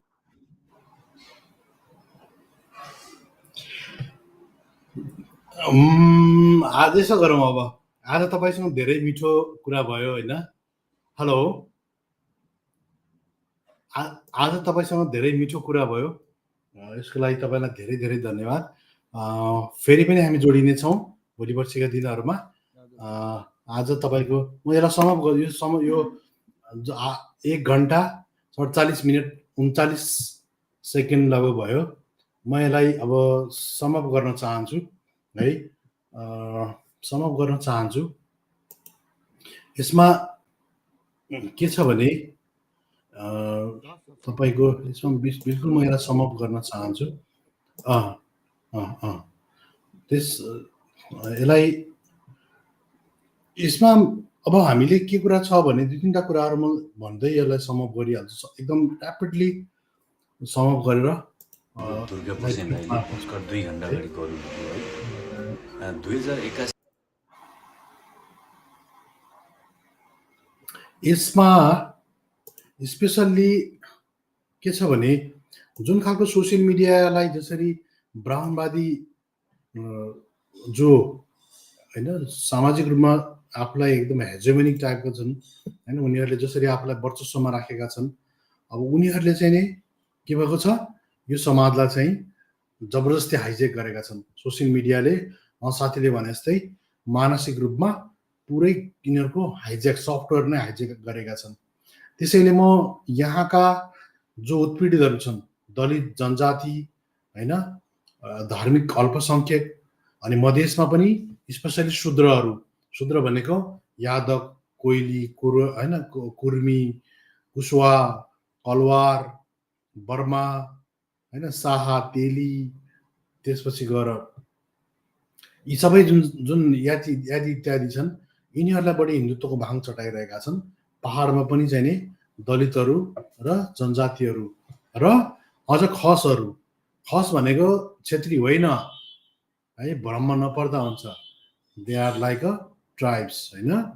त्यस कारणले जो आफूलाई जो ज्ञानेन्द्र साई जस्तै मान्छेहरू हिजोदेखि आजसम्म राज्य सत्ताको जुठो कुरो खाएका जो आफूलाई होइन राज्यको नजिक रहेका सामन्तीहरू जुन छन् तिनीहरू मात्रै आफूलाई, उनीहरूले पनि आफूलाई छेत्री भन्दैनन्, छेत्री भन्दा पनि माथि ठान्दछन्। त्यस कारणले गर्दाखेरि यी सबै उत्पीडित वर्गहरूले यो सामाजिक सञ्जालमा जसरी यिनीहरूले होइन एकदमै प्लान वेबाट हाम्रो दिमागलाई ह्याक गर्ने कोसिस गरिरहेका छन्, त्योबाट बच्न जरुरी छ। र यिनीहरूले भावनात्मक गीतहरू गाएर धार्मिक प्रतीकहरूलाई होइन एकदम यिनीहरूले चाहिँ नै धार्मिक प्रतीकहरूलाई चाहिँ अगाडि ल्याएर अनि त्यसपछि नि बाबाजीहरू जो पुराणवाचक बाबाजीहरू छन्, यी पुराणवाचक बाबाजीहरूबाट पनि एकदम बच्न जरुरी छ। यिनी पुराणवाचक बाबाजीहरू उहाँ साथी आउनुभयो, त्यस कारणले मैले ड्यु रेस्पेक्ट मैले होइन पुराणवाचकहरू यिनीहरूको पनि मैले गर्न सकेन होइन। म तपाईँलाई जस्ट एकजना जो धरानलाई आगो लाउँछु भन्थिन् तिनको बारेमा हामीले शान्ति र्याली गर्छौँ भन्दा कर्फ्यू लगाउनु पर्ने अवस्था आयो भने क्रान्ति र्याली ल्याउँदा कस्तो अवस्था हुन्थ्यो होला। त्यति बेला हिन्दू जाग्दा जब त्यो धरान 1 मिनेट लाग्दैन सिद्धिनलाई, त्यो विचार गर्नुहोस् उहाँहरूले। यस्ता खालका जुन तपाईँले देख्नुहुन्छ एकदमै भावनात्मक रूपमा उराल्ने र मान्छेलाई मार्न मर्न उद्धित बनाउने यस्ता तत्त्वहरूबाट बच्नुहोस्। यिनीहरू जसरी अहिले विभिन्न खाले महायज्ञको नाममा पैसा लुट्दै हिँडिरहेका छन्, मान्छेलाई भावनात्मक रूपमा यिनीहरू व्यापार गरिरहेका छन्, यिनीहरूबाट पनि तपाईँहरू बच्नुहोस् होइन। अनि यो यस्ता अभियानहरू आकस्मिक हुँदैनन्। यिनी हिन्दू राष्ट्र नेपाल होइन अनि ब्रिङ ब्याक द किङ जस्ता कोअर्डिनेट ह्यासट्यागहरू प्रयोग गरिरहेका हुन्छन्, तपाईँको एकाउन्टमा आइरहेका हुन्छन्, तपाईँ होइन डिएममा आइरहेका हुन्छन्। ती नक्कली एकाउन्ट, गुमनाम पेज, भाइरल क्लिपरले जुन सोसियल मिडियाको एल्गोरिदमलाई गाइड गर्ने गर्छ र त्यसैको आधारमा यिनीहरूले नेपाली समाज या साउथ एसियन समाजलाई बौला बनाइरहेका छन्। त्यसबाट बच्नको लागि राजनीति शिक्षा नभएका युवाहरूलाई मुख्य लक्षित बनाइएको हुन्छ र त्यसले गर्दाखेरि के हुन्छ, दुर्गा प्रसाद जस्ता होइन भगुवावादी या अराजकतावादी या फन्डामेन्टलिस्ट या यी भगुवा आतङ्कवादीहरूले पहिलो व्यवसाय र मेडिकल उद्यमीका रूपमा परिचित बनाए। त्यस्तै गरेर दुर्गा प्रसाद ज्ञानेन्द्र साईले आफूलाई भ्रष्टाचारको अभियन्ताको रूपमा आफ्नो छवि बनाए। तर त्यसपछि के गरे भने पपुलिस्ट अनि ऱ्याडिकल पपुलिस्ट लाइनमा गए एकैचोटि। त्यसपछि हिन्दू राष्ट्र राजतन्त्रको महिमा मनन गर्दै फेसबुक लाइभ गर्ने, टिकटक मार्फत आफ्नो सन्देशहरू फैलाउन थाले र त्यसैको आधारमा अधिकांश भाषणहरू धर्मनिरपेक्षतावादी विभाजनकारी यिनीहरूका हुन्छन् र हजारौंले हेरिरहेका हुन्छन्, जसले गर्दा भ्रष्टाचार विरोधी लडाईको लडाई त भनिरहेका हुन्छन्, त्यो यिनीहरूको बहाना मात्रै हो। वास्तविक यिनीहरूको लडाई भनेको चाहना के हो? त्यो चाहना भनेको यिनीहरूको धार्मिक अधिनायकवाद यानि कि हिन्दू राष्ट्रवाद र राजतन्त्रलाई लाद्ने, त्यो उनीहरूको भित्री मकसद हो। त्यस कारणले यो भ्रष्टाचार विरोधी आन्दोलनका यिनीहरूको लेना देना छैन। यदि यिनीहरूको शासनमा भ्रष्टाचार विरोधी हुन्थ्यो भने नरेन्द्र मोदीको सबैभन्दा ठुलो यिनीहरूले इक्जाम्पल दिने। मैले अब होइन साथीसँग मेरो लामो कुरा हुनु पुग्यो, त्यस कारणले गर्दा मैले यसलाई कन्टिन्यू गर्न पाएन। नत्र जस्तो यिनीहरूको रोल मोडल सरकार भनेको योगी आदित्यनाथको सरकार या नरेन्द्र मोदीको सरकार हो, जो भ्रष्टाचारको मामलामा विश्व रेकर्ड बनाएर उक्लिरहेको छ। त्यस कारणले यिनीहरूको सरकार भनेको ब्राह्मण र बनिया, ब्राह्मणवाद र पुँजीवादको गठजोड हो, जसले गर्दा नरेन्द्र मोदी र अडानी या यहाँ पनि तपाईँको सुनिल शर्मा जस्ता मान्छे र हिन्दुत्व या दुर्गा परसाई र हिन्दुत्ववादी या रामदेव या हिन्दुत्ववादी, यही धर्म र पुँजीवादको जब गठजोड हुन्छ तब यस्ता यिनीहरूको जुन अधिनायकवाद हुन्छ, यिनीहरू भ्रष्टाचार अझ बढेर जानेवाला छ। त्यसमा कोही भ्रम नपर्दा हुन्छ। यस्ता ज्ञानेन्द्र साई जस्ता होइन यथार्थवादी युवा नभएर सांस्कृतिक राष्ट्रवादको नाममा जसले सुरुवात प्रणालीमा भ्रष्टाचार विरुद्ध अभियान चलायो अनि वास्तविक एक्टिभिजम गरे जस्तो गर्यो, तर अहिले ऊ राष्ट्रियता र बहुसंख्यकवाद बीचको धुन्धलो रेखामा उभिएको छ र उसको कमेन्टमा अब झण्डा फहराउँदै देशभक्तिहरूले भावनात्मक भाषण आउँछ र धर्मनिरपेक्षतालाई एकदम सत्तसराप गर्ने गरिरहेको हुन्छ ज्ञानेन्द्र साईले। दर्शन युवाहरूलाई सहानुभूति दिन्छन् तर सन्देशहरू कहिले काहीँ कट्टर हुने गर्छन् उसका। त्यस कारणले गर्दा यिनी किन खतरनाक छन् त? यस्ता लयरहरू किन खतरनाक छन् भने यो केवल विचार मात्र होइन, यो रणनीति हो। दुर्गा बसाई र साई जस्ता मान्छे पात्रहरू डिजिटल प्रणालीका हिस्सा हुन् जसको लक्ष्य नेपालको धर्मनिरपेक्ष पहिचानलाई, गणतन्त्रलाई, संघीयतालाई परिवर्तन गर्नु हो। सबैभन्दा बढी असर यसले कसलाई गर्छ? पुण्य प्रसाईले आज एउटा राम्रो भिडियो दिएको थियो, त्यसमा सबैभन्दा लोकतन्त्र कसलाई चाहिएको? दलितलाई, जनजातिलाई, मधेसी, महिला, प्रगतिशील सोच राख्ने, अप्पर कास्ट जुनसुकै कास्टका हुन्, जो प्रगतिशील समाजका होइन अग्रगामी सोच राख्ने हरेक यिनीहरूलाई अर्बन नक्सल भन्ने गर्छन्। ती सबैको लागि यो चाहिएको हो।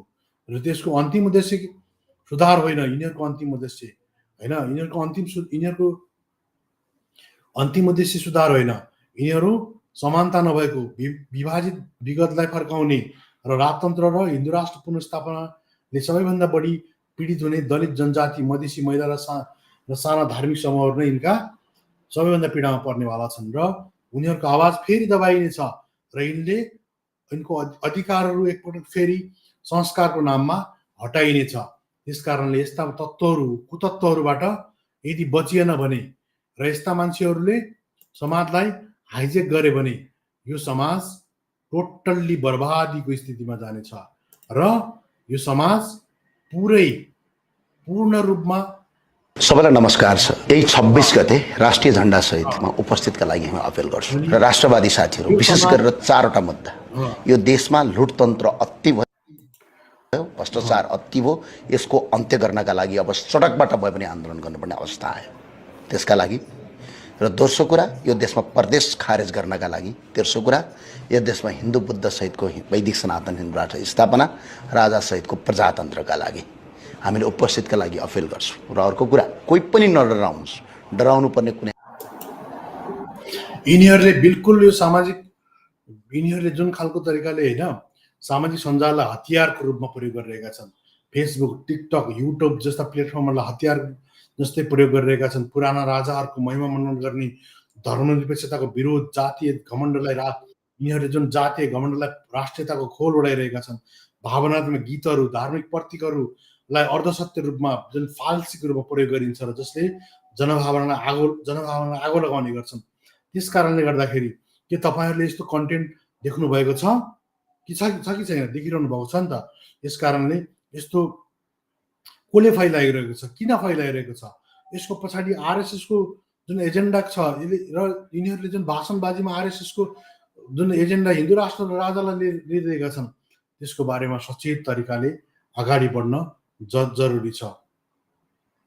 अब तपाईँहरूले के गर्न सक्नुहुन्छ त? अनि के गर्न सक्नुहुन्छ भने यसले कसलाई फाइदा भइरहेको छ त्यो कुरा बुझ्न जरुरी छ। त्यसको बारेमा जनचेतना जगाउनु जरुरी छ। अनि कसले पोस्ट बनाइरहेका छन् र किन बनाइरहेका छन् त्यो कुरा बुझ्न जरुरी छ। त्यस्तै गरेर भावनात्मक होइन संरचनामा प्रश्न गरौँ, होइन भावनामा होइन संरचनामा प्रश्न गर्ने गरौँ। त्यस्तै गरेर मिडिया लिट्रेसी भनेको मिडिया साक्षरतालाई आजको नागरिकको सबभन्दा ठुलो हतियार हो। त्यो मिडिया लिट्रेसी जुन हो, हाम्रा जस्तै क्रिटिकल च्यानलहरू होइन, क्रिटिकल्ली अवेरनेस फैलाउने, जसको सेन्टरमा के छ? ऱ्यासनालिटी, मोरालिटी, ह्युम्यानिटी होइन, डेमोक्रेसी, लोकतन्त्र, समता होइन, जस्तो समता, बन्धुत्व, स्वतन्त्रता जस्ता। त्यस्तै गरेर सामाजिक न्यायको बेसमा लोकतन्त्र, 21औं शताब्दीको लोकतन्त्रको परिकल्पना गर्ने, क्रिटिकल्ली कन्सियस गर्ने, ऱ्यासनल माइन्ड तयार गर्न सक्ने, इन्फर्म सोसाइटीको पक्षमा खडा हुने यस्ता च्यानलहरूलाई प्रमोट गर्नुहोस् र त्यो गर्दै शिक्षित बन्ने, अनि शिक्षित बनेर भिडबाट गुमनाम रहने होइन कि भिडलाई प्रतिकार गर्नुपर्छ। त्यो तरिकाले अगाडि बढ्न जरुरी छ। र अन्त्यमा म के भन्न चाहन्छु भने आजको संवाद हेरेर सबै साथीहरूले जुन सहयोग गर्नुभयो यसको लागि धेरै धेरै धन्यवाद छ।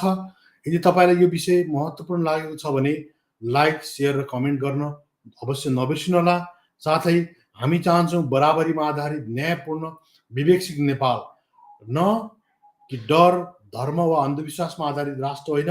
हामी चाहन्छौँ न्यायपूर्ण भनेको सोसियल जस्टिस विवेकशील नेपालको परिकल्पना होस्। साउथ एसिया त्यो टाइपको बनोस्। हामी दक्षिण एसिया नै पुरा पूर्ण रूपमा ऱ्यासनल बनोस् भन्ने हामी चाहन्छौँ। र हामी हिन्दू राष्ट्र होइन समावेशी नेपाल चाहन्छौँ, जहाँ सबै नागरिक बराबरी होस्, विचार बदल्न डराउने होइन, विचार आफ्नो स्वतन्त्र देश बनाऊ भन्ने हामी चाहन्छौँ। त्यसको लागि क्रिटिकल जर्नी च्यानलसँग सँगसँगै अगाडि बढ्नुहोस्। यो तपाईँहरूको च्यानल हो। पछि दिनमा तपाईँहरूले यसमा बकाइदा भाग लिन सक्नुहुनेछ। हामी एकपटकमा 6 जनासम्म गेस्टहरूलाई वेलकम गर्न सक्ने हाम्रो क्यापासिटी छ। हामी 6 जनालाई एकैचोटि जोडेर हामी ग्रुप डिस्कसन पनि मजाले गर्न सक्छौँ भन्दै आजको भिडियो धेरै लामो भयो, 2 घन्टा लगभग भइहाल्यो। अब यसलाई म बिट मार्न चाहन्छु। हस्त साथीहरू, लोकतन्त्र जिन्दाबाद, धर्मनिरपेक्षता जिन्दाबाद, संघीयता जिन्दाबाद होइन, ब्राह्मणवाद मुर्दाबाद, पुँजीवाद मुर्दाबाद, जातिवाद मुर्दाबाद, पितृसत्तावाद मुर्दाबाद। जय विज्ञान, जय संविधान। हवस् त, नमस्ते, बाई बाई।